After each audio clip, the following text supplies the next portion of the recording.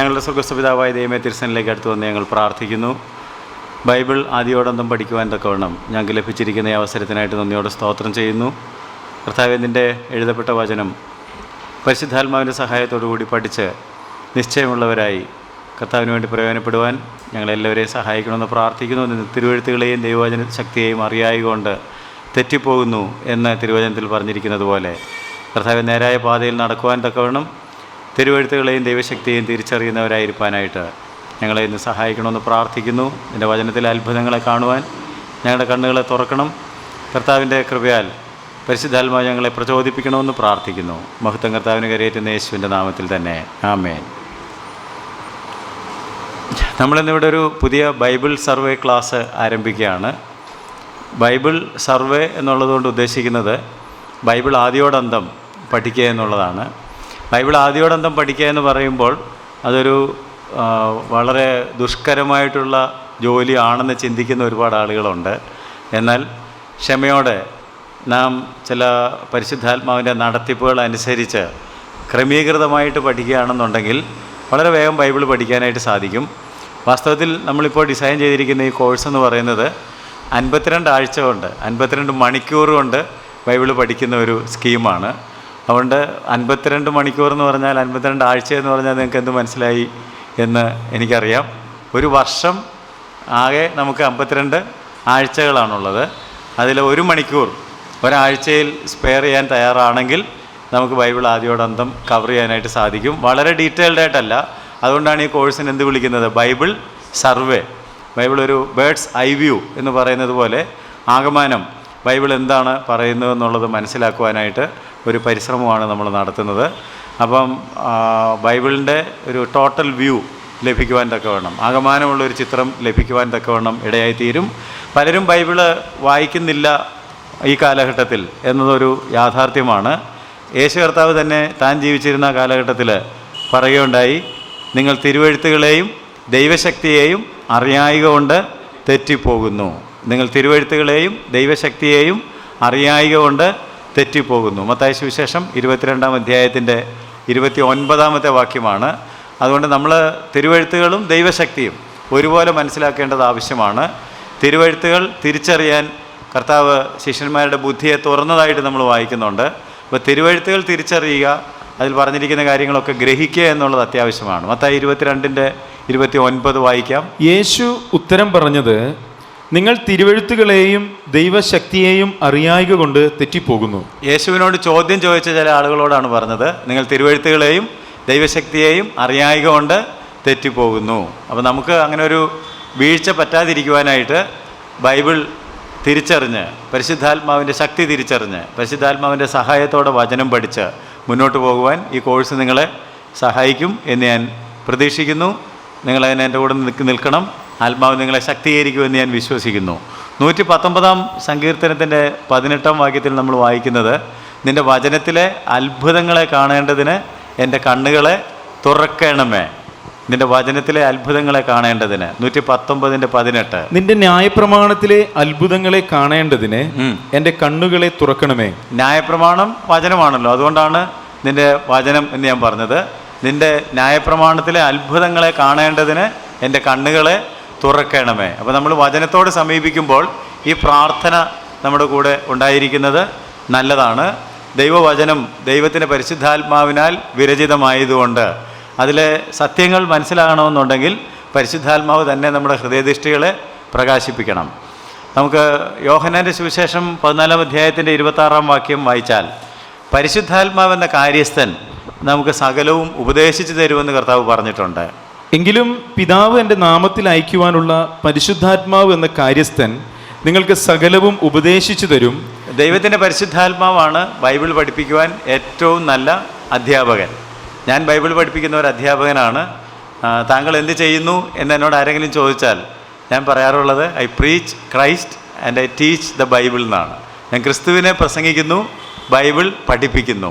അതിൻ്റെ കാരണം ബൈബിളിൻ്റെ എല്ലാ താളുകളിലും കർത്താവായ യേശുക്രിസ്തുവാണ് നിറഞ്ഞു നിൽക്കുന്നത്. ഈ യേശുക്രിസ്തുവിനെ നമുക്ക് വെളിപ്പെടുത്തി തരുന്നത് ദൈവത്തിൻ്റെ പരിശുദ്ധാത്മാവാണ്. യോഹന്നാൻ്റെ ലേഖനത്തിലും നമ്മൾ വായിക്കുന്നുണ്ട്, അവനാൽ പ്രാപിച്ച അഭിഷേകം നിങ്ങളിൽ ഇരിക്കുന്നു, ആ അഭിഷേകം നിങ്ങളെ സകല സത്യത്തിലേക്കും വഴി നടത്തും, മറ്റാരും നിങ്ങളെ ഉപദേശിക്കുവാൻ ആവശ്യമില്ല. എന്നാൽ ദൈവം സഭയിൽ ഉപദേഷ്ടാക്കന്മാരെ ആക്കിയിട്ടുണ്ട്. അതുകൊണ്ട് ചില മനസ്സിലാകാത്ത കാര്യങ്ങളൊക്കെ മനസ്സിലാക്കുവാനായിട്ട് ഉപദേഷ്ടാക്കന്മാരുടെ സഹായം തേടുന്നത് കൊണ്ട് അപകടമില്ല. അങ്ങനെ ബൈബിൾ പഠിപ്പിക്കുന്ന ഒരു അധ്യാപകനാണ് ഞാൻ. നിങ്ങൾക്ക് പരിശുദ്ധാത്മാവെന്ന അധ്യാപകനിലും ദൈവം സഭയിൽ നിയമിച്ചിരിക്കുന്ന അധ്യാപകരിലും ആശ്രയിക്കാം. അത് ദൈവത്തിൽ നിന്ന് പഠിച്ചവരിൽ നിന്നും പഠിക്കാം എന്നായി പറഞ്ഞതിൻ്റെ അർത്ഥം. You can learn from God directly through the Holy Spirit and also you can learn from those people who have learn from God. ദൈവത്തിൽ നിന്ന് പഠിച്ചവരാണ് ദൈവം നിയമിച്ചിരിക്കുന്ന അധ്യാപകന്മാർ. അവരിൽ നിന്നും പഠിക്കാം, പരിശുദ്ധാത്മാവിൻ്റെ സഹായത്തോടെയും പഠിക്കുവാനായിട്ട് സാധിക്കും. അതുകൊണ്ട് ഈ ഒരു ചിന്തയോടുകൂടി ദൈവവചന പഠനത്തിനായിട്ട് നമുക്ക് ദൈവസന്നിധിയിലേക്ക് അടുത്തു വരാം. ഇന്നത്തെ ക്ലാസ്സിൽ ദൈവവചനത്തെക്കുറിച്ച്, ദൈവത്തിന് മാറ്റമില്ലാത്ത വചനമാകുന്ന ബൈബിളിനെക്കുറിച്ച് പൊതുവായിട്ട് ആകമാനമായിട്ടുള്ള ഒരു വീക്ഷണം ലഭിക്കത്തക്ക തരത്തിൽ ഒരു ആമുഖ ക്ലാസ്സാണ് ആദ്യം നമ്മൾ എടുക്കുവാൻ പോകുന്നത്. അതിനുശേഷം പുസ്തകങ്ങൾ ഓരോന്നോരോന്നായി പരിശോധിക്കുന്നതായിരിക്കും. ഇന്ന് നമ്മൾ പഠിക്കുന്നത് ബൈബിളിനൊരു പ്രവേശിക, ബൈബിളിനൊരു ആമുഖം എന്ന് വേണമെങ്കിൽ പറയാം. അല്ലെങ്കിൽ Bible as a whole, Bible മുഴുവനും കൂടി നമ്മൾ ഒറ്റ നോട്ടത്തിൽ നോക്കുമ്പോൾ എന്തൊക്കെയാണ് ഈ പുസ്തകത്തിൽ കാണാനായിട്ടിരിക്കുന്നത്, പോകുന്നതെന്നുള്ള കാര്യത്തെക്കുറിച്ചുള്ള ഒരു പൊതുവീക്ഷണമാണ് ഈ ക്ലാസ്സിൽ നാം ഉന്നമിടുന്നത്. ഒന്നാമത് ഞാൻ നിങ്ങളെ ഓർമ്മപ്പെടുത്തട്ടെ, ബൈബിൾ ദൈവത്തിൻ്റെ വെളിപ്പെടുത്തപ്പെട്ട, എഴുതപ്പെട്ട വചനമാണ്. It is the written revelation of his will to human beings. മനുഷ്യരെ സംബന്ധിച്ചുള്ള ദൈവത്തിൻ്റെ ഇഷ്ടം ദൈവം വെളിപ്പെടുത്തി രേഖപ്പെടുത്തി വച്ചിരിക്കുന്നതാണ് ബൈബിൾ. ബൈബിൾ എന്നുള്ള പദത്തിൻ്റെ അർത്ഥം സ്ക്രോൾ, ചുരുൾ എന്നാണ്. അത് പണ്ട് കാലത്ത് ചുരുളുകളിൽ പുസ്തക രൂപങ്ങളൊക്കെ എഴുതി വെച്ചിരുന്നതുകൊണ്ട്, പ്രിൻറ്റിങ് വരുന്നതിന് മുമ്പുള്ള കാലഘട്ടത്തിൽ എല്ലാം ചുരുളുകളായിട്ടാണ് വെച്ചിരുന്നത്. അതുകൊണ്ട് ചുരുളുകൾ എന്നുള്ള അർത്ഥത്തിൽ ബിബ്ലിയ എന്നുള്ള പദത്തിൽ നിന്നാണ് ബൈബിള് വരുന്നത്. ബൈബിൾ ഒരു ടൈംലെസ് ബുക്കാണ്. എന്ന് പറഞ്ഞാൽ കാലഘട്ടങ്ങളെ അതിജീവിച്ചുകൊണ്ട് എല്ലാ കാലഘട്ടത്തിലും പ്രസക്തമായിരിക്കുന്ന ഒരു പുസ്തകമാണ് ബൈബിൾ. ഇതാരാണ് എഴുതിയതെന്ന് ചോദിച്ചാൽ ദൈവത്തിൻ്റെ പരിശുദ്ധാത്മാവാണ് എഴുതിയത്. നമുക്ക് യെശയ്യാ പ്രവാചകൻ്റെ പുസ്തകം 34-ാം അധ്യായത്തിൻ്റെ 16-ാം വാക്യം വായിച്ചാൽ ഈ പുസ്തകം എങ്ങനെയാണ് ഉണ്ടായെന്നുള്ളതിനെക്കുറിച്ചൊരു സൂചന നമുക്ക് കിട്ടും. യെശയ്യാവ് 34-ാം അധ്യായത്തിൻ്റെ 16-ാം വാക്യം. യഹോവയുടെ പുസ്തകത്തിൽ അന്വേഷിച്ച് വായിച്ചു നോക്കുക, അവയിലൊന്നും കാണാതിരിക്കുകയില്ല, ഒന്നിനും ഇണയില്ലാതിരിക്കുകയുമില്ല. അവൻ്റെ വായല്ലോ കൽപ്പിച്ചത്, അവൻ്റെ ആത്മാവത്രേ അവയെ കൂട്ടിവരുത്തിയത്. അപ്പോൾ ഈ പുസ്തകം തന്നെ കൊടുക്കുന്ന പേര് യഹോവയുടെ പുസ്തകം. യഹോവയുടെ പുസ്തകത്തിൽ അന്വേഷിച്ച് വായിച്ചു നോക്കുക, അതിലൊന്നും കാണാതിരിക്കുകയല്ല, ഒന്നിനും ഇണയില്ലാതിരിക്കുകയല്ല. അവൻ്റെ വായല്ലോ കൽപ്പിച്ചത്, അവൻ്റെ ആത്മാവത്രേ അതിനെ കൂട്ടിവരുത്തിയത്. അപ്പോൾ വേദപുസ്തകം അല്ലെങ്കിൽ ബൈബിൾ എന്ന് പറയുന്നത് ദൈവം കൽപ്പിച്ചതും ദൈവം പലപ്പോഴായി പല ആളുകളോട് കൽപ്പിച്ചതും. പുതിയ നിയമത്തിലെ എബ്രായ ലേഖനത്തിൽ നമ്മൾ വായിക്കുന്നുണ്ട്, ദൈവം പണ്ട് ഭാഗമായും വിവിധമായും പ്രവാചകന്മാർ മുഖാന്തരം അരുളി ചെയ്തിട്ട് ഈ അന്ത്യകാലത്ത് പുത്രൻ മുഖാന്തരം. അപ്പം വിവിധമായിട്ടും പല ഭാഗങ്ങളിലായിട്ടും പല ആളുകൾ വഴിയായിട്ടും ദൈവം സംസാരിച്ചത് ക്രോഡീകരിച്ചു. ക്രോഡീകരണത്തിൻ്റെ പിന്നിലുണ്ടായിരുന്നത് ദൈവത്തിൻ്റെ പരിശുദ്ധാത്മാവാണ്. അതുകൊണ്ടാണ് അവൻ്റെ വാ കൽപ്പിച്ചു, അവൻ്റെ ആത്മാവ് കൂട്ടിവരുത്തി. ദൈവത്തിൻ്റെ പുസ്തകത്തിൽ വായിച്ച് നോക്കുവീൻ, അതിലൊന്നും കാണാതിരിക്കുകയല്ല, ഒന്നിനും ഇണയില്ലാതിരിക്കുകയല്ല. അവൻ്റെ വായല്ലോ കൽപ്പിച്ചത്, അവൻ്റെ ആത്മാവാണ് അതിനെ കൂട്ടിച്ചേർത്തത്. അതുകൊണ്ട് ദൈവത്തിൻ്റെ പുസ്തകത്തിൽ എല്ലാ കാര്യങ്ങളും, മനുഷ്യന് ആവശ്യമുള്ള എല്ലാം, ഞാൻ നേരത്തെ പറഞ്ഞല്ലോ, it is God's written revelation about his will concerning human beings. മനുഷ്യരെ സംബന്ധിക്കുന്ന ദൈവത്തിൻ്റെ ഇഷ്ടം ഏതെല്ലാം തരത്തിൽ നമ്മൾ അറിഞ്ഞിരിക്കണമെന്നുള്ളത് എല്ലാ തരത്തിലും വേദപുസ്തകത്തിലുണ്ട്. അത് ദൈവം വെളിപ്പെടുത്തിയതാണ്, ദൈവത്തിൻ്റെ വാ കൽപ്പിച്ചതാണ്. പല ആളുകൾ അത് കേട്ട് എഴുതി വെച്ചു, എന്നിട്ട് അത് ദൈവത്തിൻ്റെ ആത്മാവ് തക്ക സമയത്ത് കൂട്ടിച്ചേർത്തു. നമ്മൾ പുതിയ നിയമത്തിൽ പത്രോസിൻ്റെ ലേഖനത്തിൽ വായിക്കുന്നുണ്ട്, പ്രവചനം ഒരിക്കലും മനുഷ്യൻ്റെ ഇഷ്ടപ്രകാരം വന്നതല്ല, മനുഷ്യർ പരിശുദ്ധാത്മ നിയോഗം പ്രാപിച്ച് സംസാരിച്ചതാണ്. അപ്പോൾ പരിശുദ്ധാത്മ നിയോഗത്തിൽ, അതുകൊണ്ട് തന്നെ നമ്മൾ വേറൊരു വാക്യത്തിൽ വായിക്കുന്നുണ്ട്, all scripture is God inspired. നമുക്ക് വായിക്കാം 2 തിമോത്തി 3-ാം അധ്യായത്തിൻ്റെ 16-17 വാക്യങ്ങൾ. പത്രോസിൻ്റെ 2-ാം ലേഖനം 1-21. നമുക്ക് ആദ്യം തിമോത്തിയുടെ ലേഖനത്തിൽ നിന്ന് വായിക്കാം. 2 തിമോത്തി 3-16-17. എല്ലാ തിരുവെഴുത്തും ദൈവശാസ്ത്രീയമാകയാൽ, എല്ലാ തിരുവെഴുത്തും ദൈവശ്വാസീയം, ഇൻസ്പയർഡ് ബൈ ഗോഡ് എന്നാണ് അതിൻ്റെ അർത്ഥം. ദൈവശ്വാസീയമാകയാൽ ദൈവത്തിൻ്റെ മനുഷ്യൻ സകല സൽപ്രവൃത്തിക്കും വക പ്രാപിച്ച് തികഞ്ഞവനാകേണ്ടതിന് ഉപദേശത്തിനും ശാസനത്തിനും ഗുണീകരണത്തിനും നീതിയിലെ അഭ്യസനത്തിനും പ്രയോജനമുള്ളതാകുന്നു. ആ വാക്യം പല ആംഗിളിൽ നിന്ന് നിങ്ങൾ നോക്കേണ്ടതാണ്. എങ്കിലും ഞാൻ നിങ്ങളെ ഓർമ്മപ്പെടുത്തുന്നത്, ഒന്നാമത്, it is the inspired word of God. ഇത് ദൈവശ്വാസീയമാണ്. എല്ലാ തിരുവഴുത്തും ദൈവശ്വാസീയം എന്നതിൻ്റെ അർത്ഥം 2 പത്രോസ് 1:21 എന്താണ്? ഈ വാക്യത്തിലേക്ക് നമുക്ക് തിരിച്ചു വരണം. പിന്നെ 2 പത്രോസ് 1:21 വായിച്ചാൽ ഞാൻ നേരത്തെ ഉദ്ധരിച്ചിരുന്നു, പ്രവചനം ഒരിക്കലും മനുഷ്യന്റെ ഇഷ്ടത്താൽ വന്നതല്ല. പ്രവചനം ഒരിക്കലും മനുഷ്യന്റെ ഇഷ്ടത്താൽ വന്നതല്ല. ദൈവകൽപ്പനയാൽ മനുഷ്യൻ പരിശുദ്ധാത്മ നിയോഗം പ്രാപിച്ചിട്ട് സംസാരിച്ചതത്രേ. അതാണ് ഈ ഇൻസ്പിറേഷൻ എന്ന് പറയുന്നത്. ഒരിക്കലും ആരുടെയും സ്വന്തം ഇഷ്ടപ്രകാരം വന്നതല്ല. ദൈവത്തിൻ്റെ കൽപ്പനയാൽ മനുഷ്യർ പരിശുദ്ധാത്മ നിയോഗം പ്രാപിച്ചിട്ട് സംസാരിച്ചതാണ്. അതിനാണ് ഇൻസ്പിറേഷൻ എന്ന് പറയുന്നത്. ചിലർക്ക് ഗോഡ് ഇൻസ്പയർഡ്, ദൈവശ്വാസീയം എന്ന് പറഞ്ഞാൽ അതിൻ്റെ അർത്ഥം മനസ്സിലാകുകയില്ല. ഈ വാക്യം അത് നന്നായിട്ട് എക്സ്പ്ലെയിൻ ചെയ്യുന്നുണ്ട്. ഒന്നുകൂടെ നിങ്ങൾ ശ്രദ്ധിച്ചാട്ട്, 2 പത്രോസ് 1:21 വാക്യം, പ്രവചനം ഒരിക്കലും മനുഷ്യന്റെ ഇഷ്ടത്താൽ വന്നതല്ല. ദൈവകൽപ്പനയാൽ മനുഷ്യൻ പരിശുദ്ധാത്മ നിയോഗം പ്രാപിച്ചിട്ട് സംസാരിച്ചതത്രേ. അപ്പോൾ ആരുടെയും ഇഷ്ടപ്രകാരം വന്നതല്ല, ദൈവത്തിൻ്റെ കൽപ്പനയാൽ പരിശുദ്ധാത്മാവിൻ്റെ നിയോഗപ്രകാരം സംസാരിച്ചതാണ്. അപ്പോൾ അതാണ് ഗോഡ് ഇൻസ്പയർഡ് എന്ന് പറഞ്ഞാൽ അർത്ഥം. അപ്പോൾ നമ്മൾ ആദ്യം വായിച്ച വാക്യത്തിലേക്ക് തിരിച്ചു വന്നാൽ, ആ വാക്യം പറഞ്ഞത് ഇത് ദൈവശ്വാസീയമായ വചനമായതുകൊണ്ട് ദൈവത്തിൻ്റെ മനുഷ്യൻ സകല സൽപ്രവൃത്തിക്കും വക പ്രാപിച്ച് തികഞ്ഞവൻ, അവൻ മനുഷ്യനെ തികഞ്ഞവനാക്കുന്ന ദൈവത്തിൻ്റെ വചനമാണ്, ദൈവത്തിൻ്റെ വെളിപ്പാടാണ് ദൈവവചനമെന്ന് പറയുന്നത്. വീണുപോയ മനുഷ്യനെ, തെറ്റായ പാതയിൽ ചരിക്കുന്ന മനുഷ്യനെ തികവിലേക്ക് നടത്തുവാനായിട്ട് ദൈവം ഉപയോഗിക്കുന്നത് ദൈവത്തിൻ്റെ വചനമാണ്. അതുകൊണ്ട് മനുഷ്യൻ തികഞ്ഞവനായി തീരേണ്ടതിന് ദൈവവചനം, ദൈവത്തിൻ്റെ ഇൻസ്പിറേഷനുള്ള ദൈവശ്വാസീയമായ ദൈവവചനം ഉപകരിക്കുന്നു. ആ വാക്യം അവസാനിക്കുമ്പോൾ പറയുന്നത് പ്രയോജനമുള്ളതാകുന്നു. അപ്പോൾ ദൈവവചനം എല്ലാ തരത്തിലും പ്രയോജനമുള്ളതാണ്. അത് പ്രയോജനപ്പെടുന്ന 3-4 വിധങ്ങൾ അവിടെ പറഞ്ഞിട്ടുണ്ട്. അത് ശാസനത്തിനും ഗുണീകരണത്തിനും നീതിയിലെ ഉപദേശത്തിനും ശാസനത്തിനും ഗുണീകരണത്തിനും നീതിയിലെ അഭ്യസനത്തിനും പ്രയോജനമുള്ളതാകും. അപ്പൊ നമ്മളെ തികവിലേക്ക് നയിക്കുന്ന വഴി അതാണ്. മനുഷ്യൻ തികഞ്ഞവനാകുന്നത് എങ്ങനെയാണെന്ന് ചോദിച്ചാൽ ഇത് പ്രയോജനമുള്ളതാണ്. പക്ഷെ എങ്ങനെയാണ് നമുക്കത് പ്രയോജനപ്പെട്ട് നാം തികവിലേക്ക് വരുന്നതെന്ന് ചോദിച്ചാൽ, ഈ വചനം നമ്മെ ശാസിക്കും, നമ്മെ ഉപദേശിക്കും, നമ്മെ ഗുണീകരിക്കും, നമുക്ക് നീതിയിൽ അഭ്യാസം തരും. അപ്പോൾ ഈ കാര്യങ്ങളൊക്കെ നമ്മൾ വചനം പഠിക്കുമ്പോൾ ഓർത്തിരിക്കണം. വചനം പഠിക്കുമ്പോൾ ഓർക്കേണ്ട ഏറ്റവും പ്രധാനപ്പെട്ട കാര്യം, we are not learning the Bible for information. അറിവിന് വേണ്ടിയല്ല നമ്മൾ ബൈബിൾ പഠിക്കുന്നത്. നമ്മൾ ബൈബിൾ പഠിക്കുന്നത് ട്രാൻസ്ഫർമേഷൻ, രൂപാന്തരത്തിന് വേണ്ടിയാണ്. Not information but transformation. ഈ ട്രാൻസ്ഫർമേഷൻ, രൂപാന്തരം എങ്ങനെ ഉണ്ടാകും എന്ന് ചോദിച്ചാൽ, നമ്മൾ പുസ്തകം വളരെ ശ്രദ്ധാപൂർവം വായിക്കുകയാണെങ്കിൽ, പഠിക്കുകയാണെന്നുണ്ടെങ്കിൽ, റീഡിങ് വിത്ത് ഇൻറ്റൻഷൻ എന്ന് പറയും. Reading with an intention. ചുമ്മാതെ ഒരു സംതൃപ്തിക്ക് വേണ്ടി ഞാൻ ഇന്നും ബൈബിൾ വായിച്ചു, എനിക്കതിൽ നിന്ന് ദൈവത്തിൻ്റെ ഒരു വാഗ്ദാനം കിട്ടിയെന്നൊക്കെ പറഞ്ഞ് ഇങ്ങനെ പുസ്തകം ചുമ്മാ തുറന്ന് നോക്കി വായിക്കുന്ന കാര്യമല്ല ഞാൻ പറയുന്നത്.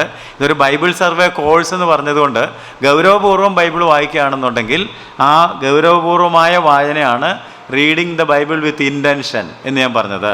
അങ്ങനെ ഒരു പർപ്പസ്, ഒരു ലക്ഷ്യത്തോടു കൂടി ബൈബിൾ വായിക്കുകയാണെന്നുണ്ടെങ്കിൽ that will inspire you. Intentional reading with a purpose will inspire you and അത് നിങ്ങളെ പ്രചോദിപ്പിക്കും. മലയാളത്തിൽ പറഞ്ഞാൽ ആ പ്രചോദനമാണ് നിങ്ങൾക്ക് രൂപാന്തരത്തിന് കാരണം ആയിത്തീരുന്നത്. So reading with intention and you get inspired and you get transformed. നമ്മളൊരു ഉദ്ദേശത്തോടു കൂടി ബൈബിൾ വായിക്കുന്നു, വായിച്ചത് നമുക്കൊരു പ്രചോദനത്തിന് കാരണമാകുന്നു, ആ പ്രചോദനം നമ്മളെ രൂപാന്തരത്തിലേക്ക് നയിക്കുന്നു. അപ്പോൾ അതുകൊണ്ട് ഈ വേദപുസ്തകം എല്ലാ തരത്തിലും പ്രയോജനകരമാണ്. അത് ദൈവത്തിൻ്റെ മനുഷ്യനെ തികവിലേക്ക് നടത്തും. എങ്ങനെയാണെന്ന് ചോദിച്ചാൽ, അവന് തെറ്റുകൾ തിരുത്തി കൊടുക്കും, അവനെ ഉപദേശിക്കും, അവനെ വഴക്ക് പറയും, അല്ലെങ്കിൽ ശാസിക്കും, അവന് നീതിയിലെ അഭ്യാസം നൽകി കൊടുക്കും. ഈ തരത്തിലാണ് ദൈവവചനം നമുക്ക് പ്രയോജനകരമായി തീരുന്നതെന്നുള്ള കാര്യം ചിന്തിക്കുക. ഞാൻ ഇനിയും നിങ്ങളെ ഓർമ്മപ്പെടുത്തുന്ന മറ്റൊരു പ്രധാനപ്പെട്ട കാര്യം, ഇതൊരു പുസ്തകമാണല്ലോ. അങ്ങനെയാണെങ്കിൽ ഏത് പുസ്തകത്തിനും ഒരു തീം ഉണ്ടാകും, ഒരു വിഷയമുണ്ടാകും. ഈ പുസ്തകത്തിലെ വിഷയം എന്താണ്? ഞാൻ തന്നെ കുറച്ച് മുമ്പേ പറയുകയുണ്ടായി, താങ്കൾ എന്താണ് ചെയ്യുന്നതെന്ന് ചോദിച്ചാൽ ഞാൻ പറയും, I M preaching Christ and teaching the Bible. അപ്പോൾ അതിൽ തന്നെ നിങ്ങൾക്ക് വിഷയം പിടികിട്ടി കാണുമെന്ന് ഞാൻ കരുതുകയാണ്. ഈ ബൈബിളിൻ്റെ വിഷയം കർത്താവായ യേശു ക്രിസ്തുവാണ്. ഈ ബൈബിളിൻ്റെ ഓരോ താളിലും നിങ്ങൾ കാണുന്നത് കർത്താവായ യേശു ക്രിസ്തുവിനെയാണ്. പഴയ നിയമത്തിൽ നിഴലായിട്ടും പുതിയ നിയമത്തിൽ പൊരുളായിട്ടും, അല്ലെങ്കിൽ പഴയ നിയമത്തിൽ സിംബോളിക്കായിട്ടും പുതിയ നിയമത്തിൽ യഥാർത്ഥത്തിൽ മറനീക്കി യേശു വെളിപ്പെടുന്നത് നിങ്ങൾക്ക് കാണാൻ സാധിക്കും. 1 തീമോഥെയോസിൻ്റെ ലേഖനം 3-ാം അധ്യായത്തിൻ്റെ 16-ാം വാക്യം വായിച്ചാൽ എന്താണ് ഈ പുസ്തകത്തിൻ്റെ വിഷയം എന്നുള്ളത് നിങ്ങൾക്ക് ഗ്രഹിക്കാനായിട്ട് സാധിക്കും. ഒരു കവിതാത്മകമായിട്ടാണ് അവിടെ അത് എഴുതിയിരിക്കുന്നത്. 1 തീമോത്തി 3-ാം അധ്യായത്തിൻ്റെ, നേരത്തെ നമ്മൾ വായിച്ചത് 2 തീമോത്തി 3:16 ഇപ്പോൾ വായിക്കുന്നത് 1 തീമോത്തി 3:16. അവൻ ജഡത്തിൽ വെളിപ്പെട്ടു, ആത്മാവിൽ നീതീകരിക്കപ്പെട്ടു, ദൂതന്മാർക്ക് പ്രത്യക്ഷനായി, ജാതികളുടെ ഇടയിൽ പ്രസംഗിക്കപ്പെട്ടു, ലോകത്തിൽ വിശ്വസിക്കപ്പെട്ടു, തേജസ്സിൽ എടുക്കപ്പെട്ടു. ഇതാണ് തേജസ്സിൽ എടുക്കപ്പെട്ടു. This is what the Bible teachers.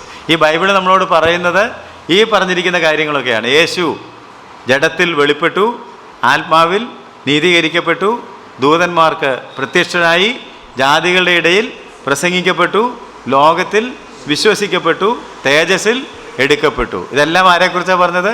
യേശുവിനെ കുറിച്ചാണ്. അപ്പോൾ ബൈബിൾ എഴുതിയിരിക്കുന്നത് ടു റിവീൽ ജീസസ് ക്രൈസ്റ്റ്, യേശുക്രിസ്തുവിൻ്റെ വിവിധ വശങ്ങൾ. അവൻ മനുഷ്യനായപ്പോഴെങ്ങനെയായിരുന്നു, അതിന് മുമ്പ് ആരായിരുന്നു, അതിന് ശേഷം എന്തായി, ഉയർത്തെഴുന്നേറ്റ് കഴിഞ്ഞിട്ടിപ്പോൾ എങ്ങനെ ഇരിക്കുന്നു, ഈ കാര്യങ്ങളൊക്കെ നമ്മളോട് പറയുന്നതിന് വേണ്ടിയാണ് വേദപുസ്തകം രചിച്ചിരിക്കുന്നത്.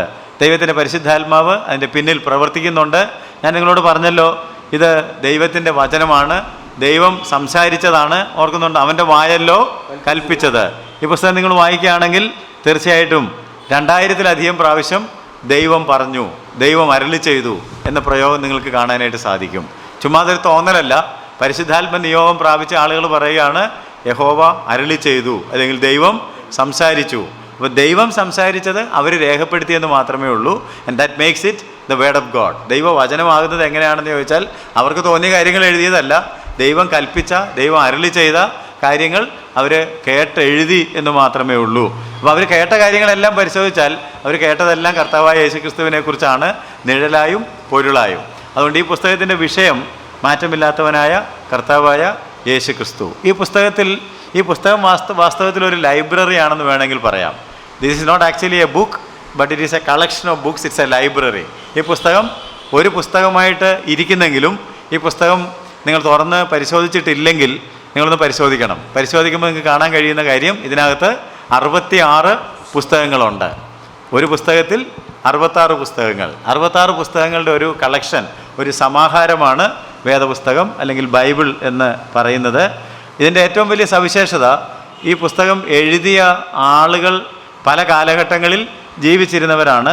ഒന്നാമത്തെ പുസ്തകവും അവസാനത്തെ പുസ്തകവും തമ്മിൽ 1600 വർഷത്തിൻ്റെ അന്തരമുണ്ട്. ഒന്നാമത്തെ പുസ്തകം എഴുതിയത് BC 1500-ലും അവസാനത്തെ പുസ്തകം എഴുതിയത് AD 100-ലുമാണ്. അപ്പം 1500 അധികം 100 സമം 1600. ഒന്നാമത്തെ പുസ്തകം എഴുതിയ ആൾ അവസാനത്തെ പുസ്തകം എഴുതിയ ആളെ കണ്ടിട്ടില്ല.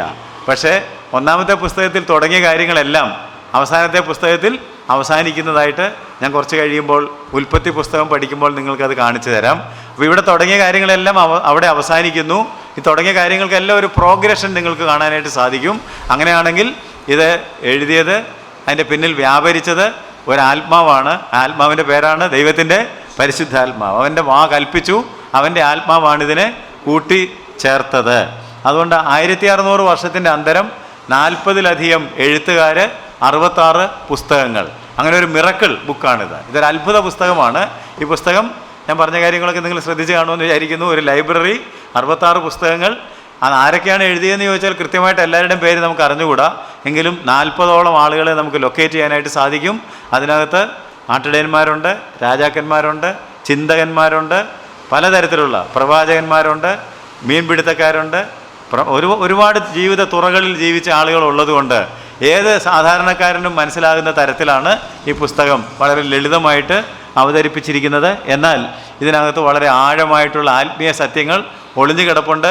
ഈ പുസ്തകം വെച്ച് PhD എടുത്തവരുടെ എണ്ണം നമുക്ക് ഇപ്പോഴും പറയാൻ കഴിയാത്ത അത്ര ആഴമുള്ള സത്യങ്ങൾ ഈ പുസ്തകത്തിനകത്ത് കിടപ്പുണ്ട്. അതുകൊണ്ട് ഈ പുസ്തകം വളരെ അത്ഭുതകരമായിട്ടുള്ളൊരു പുസ്തകമാണ് എന്നുള്ള കാര്യം നമ്മൾ ഒരിക്കലും മറന്നു പോകരുത്.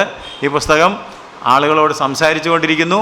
ഇന്നും ലോകത്തിൽ ഏറ്റവും കൂടുതൽ വിറ്റഴിയുന്ന പുസ്തകം, വായിക്കുന്ന പുസ്തകം, ഏറ്റവും കൂടുതൽ ഭാഷകളിലേക്ക് പരിഭാഷ ചെയ്തിരിക്കുന്ന പുസ്തകം, വിമർശിക്കപ്പെടുന്ന പുസ്തകം, ചുരുക്കം പറഞ്ഞാൽ ജീവിക്കുന്ന ഒരു പുസ്തകമാണ് വേദപുസ്തകം. ഈ പുസ്തകം വളരെ സവിശേഷതകളുള്ള ഒരു പുസ്തകമാണ്. ഈ പുസ്തകത്തിൻ്റെ എഴുത്തുകാരൻ ഇന്നും ജീവിച്ച് നമ്മുടെ കൂടെ ഇരിപ്പുണ്ടെന്നുള്ളതാണ് മറ്റൊരു പ്രത്യേകത. പരിശുദ്ധാത്മാവ് ഇപ്പോഴും നമ്മളുടെ കൂടെ ഉണ്ടല്ലോ. സാധാരണ പുസ്തകങ്ങൾ ആൾ മരിച്ചു പോയി കഴിഞ്ഞാൽ, എഴുത്തുകാരൻ മരിച്ചു പോയി കഴിഞ്ഞാൽ പിന്നെ നമ്മുടെ ഊഹങ്ങൾ വെച്ചാണ് വ്യാഖ്യാനിക്കുന്നത്. എന്നാൽ ഈ പുസ്തകത്തിൻ്റെ എഴുത്തുകാരൻ ഇതിൻ്റെ അർത്ഥങ്ങൾ നമുക്ക് പറഞ്ഞു തരുവാൻ നമ്മളുടെ കൂടെ ഇപ്പോഴും ജീവിച്ചിരിക്കുന്നു എന്നുള്ളതും ഈ പുസ്തകത്തിൻ്റെ ഒരു സവിശേഷതയാണ്. അതുകൊണ്ട് ഈ പുസ്തകം മനസ്സിലാക്കുവാൻ, ഇത് ഗ്രഹിക്കുവാൻ പരിശുദ്ധാത്മാവ് എപ്പോഴും നമ്മളെ സഹായിക്കും. ഞാൻ മടങ്ങി വരട്ടെ. ഈ പുസ്തകം 66 പുസ്തകങ്ങളുടെ ഒരു സമാഹാരം അല്ലെങ്കിൽ ഒരു ലൈബ്രറി ആണെന്ന് ഞാൻ പറഞ്ഞു. ഈ പുസ്തകത്തെ 2 ഭാഗങ്ങളായിട്ട് തിരിച്ചിട്ടുണ്ട്. ഒന്നാമത്തെ ഭാഗത്തിന് പഴയ നിയമമെന്നും രണ്ടാമത്തെ ഭാഗത്തിന് പുതിയ നിയമമെന്നും പറയും. പഴയ നിയമവും പുതിയ old testament and new testament. ഈ 2 ഭാഗങ്ങളിലും എത്ര പുസ്തകങ്ങൾ വീതം ഉണ്ടെന്ന് ചോദിച്ചാൽ, പഴയ നിയമത്തിൽ 39 പുസ്തകങ്ങളും പുതിയ നിയമത്തിൽ 27 പുസ്തകങ്ങളും. ഇത് പലപ്പോഴും ആളുകൾ മറന്നു പോകാറുണ്ട്. പഴയ നിയമത്തിൽ എത്ര പുസ്തകം ഉണ്ടെന്ന് ചോദിച്ചാൽ പെട്ടെന്ന് ആളുകൾ ചിലപ്പോൾ നിശബ്ദരാകും.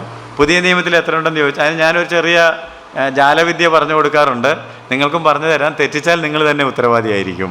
ഓൾഡ് എന്നുള്ളതിന് 3, ഇംഗ്ലീഷിലാണെങ്കിൽ 3 അക്ഷരങ്ങളാണുള്ളത്. ടെസ്റ്റമെൻ്റ് എന്നുള്ളതിന് 9 അക്ഷരങ്ങളും. 3ഉം 9ഉം അടുപ്പിച്ചെഴുതിയാൽ 39 എന്ന് കിട്ടും. അതൊരു ജിമിക്സാന്ന് നിങ്ങൾക്ക് മനസ്സിലായല്ലോ. അപ്പം 39. ഇനി പുതിയ നിയമത്തിൽ അപ്പോഴും ന്യൂ 3 അക്ഷരങ്ങളും, ടെസ്റ്റമെൻ്റ് എന്നുള്ളതിന് 9 ഒരിടയ്ക്ക് ഒരു ഇൻറ്റു ഇട്ടാൽ മതി. 3 × 9 27. അപ്പോൾ ഈ ഇൻറ്റു മാറിപ്പോയാൽ ഞാൻ ഉത്തരവാദിയല്ല. അങ്ങനെ തെറ്റിച്ച ഒത്തിരി പേരെ ഞാൻ കണ്ടിട്ടുണ്ട്. ഏതാണെങ്കിലും നിങ്ങൾക്ക് എളുപ്പം ഓർത്തിരിക്കാനൊരു വഴി ഞാൻ പറഞ്ഞു തന്നത് മാത്രമേ ഉള്ളൂ. 3 × 9 എഴുതിയാൽ ഓൾഡ് ടെസ്റ്റമെൻ്റായി, 3 × 9 എഴുതിയാൽ ന്യൂ ടെസ്റ്റമെൻ്റായി. 39 പുസ്തകങ്ങൾ പഴയ നിയമത്തിലും 27 പുസ്തകങ്ങൾ പുതിയ നിയമത്തിലും ഉണ്ട്. ടെസ്റ്റമെൻറ്റ് എന്ന് പറഞ്ഞാൽ അതിൻ്റെ അർത്ഥം covenant. Old testament, new testament. Testament എന്ന പദത്തിൻ്റെ അർത്ഥം കവനൻറ്റ്, നിയമം, ഉടമ്പടി. അതുകൊണ്ടാണ് മലയാളത്തിൽ പുതിയ നിയമമെന്നും പഴയ നിയമമെന്നും പറയുന്നത്. കവനൻറ്റ് അല്ലെങ്കിൽ നിയമം എന്ന് പറയുമ്പോൾ before Christ and after Christ. പഴയ നിയമം എന്ന് പറഞ്ഞാൽ ദൈവം മനുഷ്യനുമായിട്ടുള്ള ഉടമ്പടി ക്രിസ്തു വരുന്നതിന് മുമ്പ്. പുതിയ നിയമം എന്ന് പറഞ്ഞാൽ ക്രിസ്തു വന്നതിന് ശേഷം. ഇത് തമ്മിൽ എന്താണ് വ്യത്യാസമെന്ന് ചോദിച്ചാൽ പലർക്കും അത് തമ്മിൽ വ്യത്യാസം മനസ്സിലാക്കാൻ ബുദ്ധിമുട്ട് അനുഭവപ്പെടുന്നതായിട്ട് ഞാൻ കണ്ടിട്ടുണ്ട്. പഴയ നിയമത്തിലെ ദൈവം അല്ല പുതിയ നിയമത്തിലെ ദൈവമെന്നും, പുതിയ നിയമവും പഴയ നിയമവും തമ്മിൽ വ്യത്യാസമുണ്ടെന്നും, പഴയ നിയമം വായിക്കേണ്ടെന്നും പുതിയ നിയമം മാത്രം മതിയെന്നും ഒക്കെ പറയുന്ന ആളുകൾ ഈ ലോകത്തിൽ ഇപ്പോൾ ജീവിച്ചിരിപ്പുണ്ട്. അത് എന്താണ് ഈ പുസ്തകത്തിലെ വിഷയം എന്ന് മനസ്സിലാകാത്തത് കൊണ്ടാണ് the law or the covenant before Christ and after Christ. ഇത് തമ്മിൽ എന്താ വ്യത്യാസം എന്നുള്ളത് മനസ്സിലാക്കുവാൻ നമുക്ക് പുതിയ നിയമത്തിൽ നിന്നൊരു വാക്യം വായിക്കുന്നത് നന്നായിരിക്കും. യോഹന്നാൻ്റെ സുവിശേഷം 1-ാം അധ്യായത്തിൻ്റെ 17-ാം വാക്യം. യോഹന്നാൻ 1:17. ന്യായപ്രമാണം മോശ മുഖാന്തരം ലഭിച്ചു, കൃപയും സത്യവും യേശുക്രിസ്തു മുഖാന്തരം വന്നു. അപ്പോൾ ഓൾഡ് ടെസ്റ്റമെൻറ്റ് അല്ലെങ്കിൽ പഴയ നിയമം എന്ന് പറഞ്ഞാൽ it's a covenant of law. പ്രമാണത്തിൻ്റെ ഒരു നിയമമാണ് പഴയ നിയമം. പഴയ നിയമത്തിൽ മുഴുവൻ നമ്മൾ കാണുന്നത് പ്രമാണബന്ധിതമായ ഒരു ജീവിതത്തെക്കുറിച്ചാണ്. എന്തൊക്കെ പ്രമാണിക്കണം. അവിടെ നിങ്ങൾക്ക് ദൈവത്തിൻ്റെ 10 കൽപ്പനകൾ കാണാൻ സാധിക്കും. അതുപോലെ തന്നെ ദൈവം വെളിപ്പെടുത്തിയ ദൈവത്തിൻ്റെ ഇഷ്ടം. അപ്പം ഉൽപ്പത്തി നിങ്ങൾ തുടങ്ങുകയാണെങ്കിൽ ആദാമിനോടും ഹവ്വായോടും എഴുതി കൊടുത്തില്ലെങ്കിലും പറഞ്ഞു കൊടുത്തിരുന്നു, ഒരു വൃക്ഷത്തിൻ്റെ ഫലം നിങ്ങൾ അതൊരു പ്രമാണമാണ്, ഒരു നിയമമാണ്. അതുപോലെ തന്നെ മുന്നോട്ട് നിങ്ങൾ വായിച്ചു വരുമ്പോൾ ഇങ്ങനെ ഒരു പെട്ടകം ഉണ്ടാക്കണം, പെട്ടകത്തിനകത്ത് കടക്കണം. ഇതെല്ലാം പ്രമാണങ്ങളാണ്. പ്രമാണബന്ധിതമായ ഒരു നിയമമാണ് പഴയ നിയമം എന്ന് പറയുന്നത്. Old testament is a testament of law, based on law. അതുകൊണ്ടാണ് ഈ വാക്യത്തിൽ നമ്മൾ വായിച്ച വാക്യത്തിൽ പറഞ്ഞത് ന്യായപ്രമാണം ആര് മുഖാന്തരം വന്നു? മോശയാണ് പഴയ നിയമത്തിലെ പുസ്തകങ്ങളുടെ ഒരു പ്രധാന എഴുത്തുകാരൻ. അപ്പോൾ അദ്ദേഹം മുഖാന്തരം വന്നത് ലോയാണ്, അല്ലെങ്കിൽ നിയമങ്ങളാണ്, പ്രമാണങ്ങളാണ്. എന്നാൽ പുതിയ നിയമം എന്ന് പറയുമ്പോൾ ഈ പ്രമാണങ്ങൾ മനുഷ്യന് കൊടുത്തിട്ടും അതനുസരിക്കുവാനും അതനുസരിച്ച് ജീവൻ പ്രാപിക്കുവാനും ദൈവത്തെ പ്രസാദിപ്പിക്കുവാനും മനുഷ്യർക്ക് കഴിഞ്ഞില്ല എന്ന് ദൈവം മനസ്സിലാക്കി. ദൈവത്തിന് മനസ്സിലാക്കാൻ വിഷമമുള്ളതുകൊണ്ടല്ല, ദൈവത്തിന് എല്ലാ കാര്യവും എല്ലാ കാലത്തും മനസ്സിലാകും. നമ്മൾ മനസ്സിലാക്കി, ദൈവം മനസ്സിലാക്കിയെന്ന് ഞാൻ പറഞ്ഞത്. നിങ്ങൾ മനസ്സിലാക്കുമ്പോൾ മനസ്സിലാക്കേണ്ടത് എങ്ങനെയാണെന്ന് ചോദിച്ചാൽ നമുക്ക് മനസ്സിലായി ഈ പ്രമാണങ്ങളൊന്നും പ്രമാണിക്കാൻ നമുക്ക് പ്രാപ്തിയില്ല, ഇത് പ്രമാണിച്ച് ദൈവത്തെ പ്രസാദിപ്പിക്കുവാൻ കഴിയില്ല എന്ന് നാം കണ്ടുപിടിച്ചു. അപ്പോൾ ദൈവം നമ്മോട് കരുണ കാണിച്ചു, കൃപ കാണിച്ചു. അതുകൊണ്ട് പുതിയ നിയമത്തെക്കുറിച്ച് എന്താ വായിച്ചത്? യേശു മുഖാന്തരം എന്ത് വന്നു? കൃപയും സത്യവും. So it's A covenant of grace. പുതിയ നിയമം എന്ന് പറയുന്നത് കൃപയുടെ പ്രമാണമാണ്. എ കവനന്റ് ഓഫ് ഗ്രേസ്, കൃപ. എന്നാൽ കൃപ മാത്രമല്ല വന്നത്, കൃപയും സത്യവും. ദൈവം സത്യം ഒന്നും ചോർത്തി കളഞ്ഞിട്ടില്ല, പ്രമാണങ്ങളൊന്നും മാറ്റിയിട്ടില്ല. പക്ഷെ പ്രമാണം അനുസരിക്കുവാനായിട്ട് ദൈവത്തിൻ്റെ കൃപ അതിൻ്റെ മേൽ വ്യാപരിച്ചു. അല്ല, കുറച്ചുകൂടെ ഞാൻ വ്യക്തമായിട്ട് പറഞ്ഞാൽ, പുതിയ നിയമം വന്നപ്പോൾ നമുക്ക് ദൈവത്തിൻ്റെ പരിശുദ്ധാത്മാവിൻ്റെ സാന്നിധ്യം ലഭ്യമായി.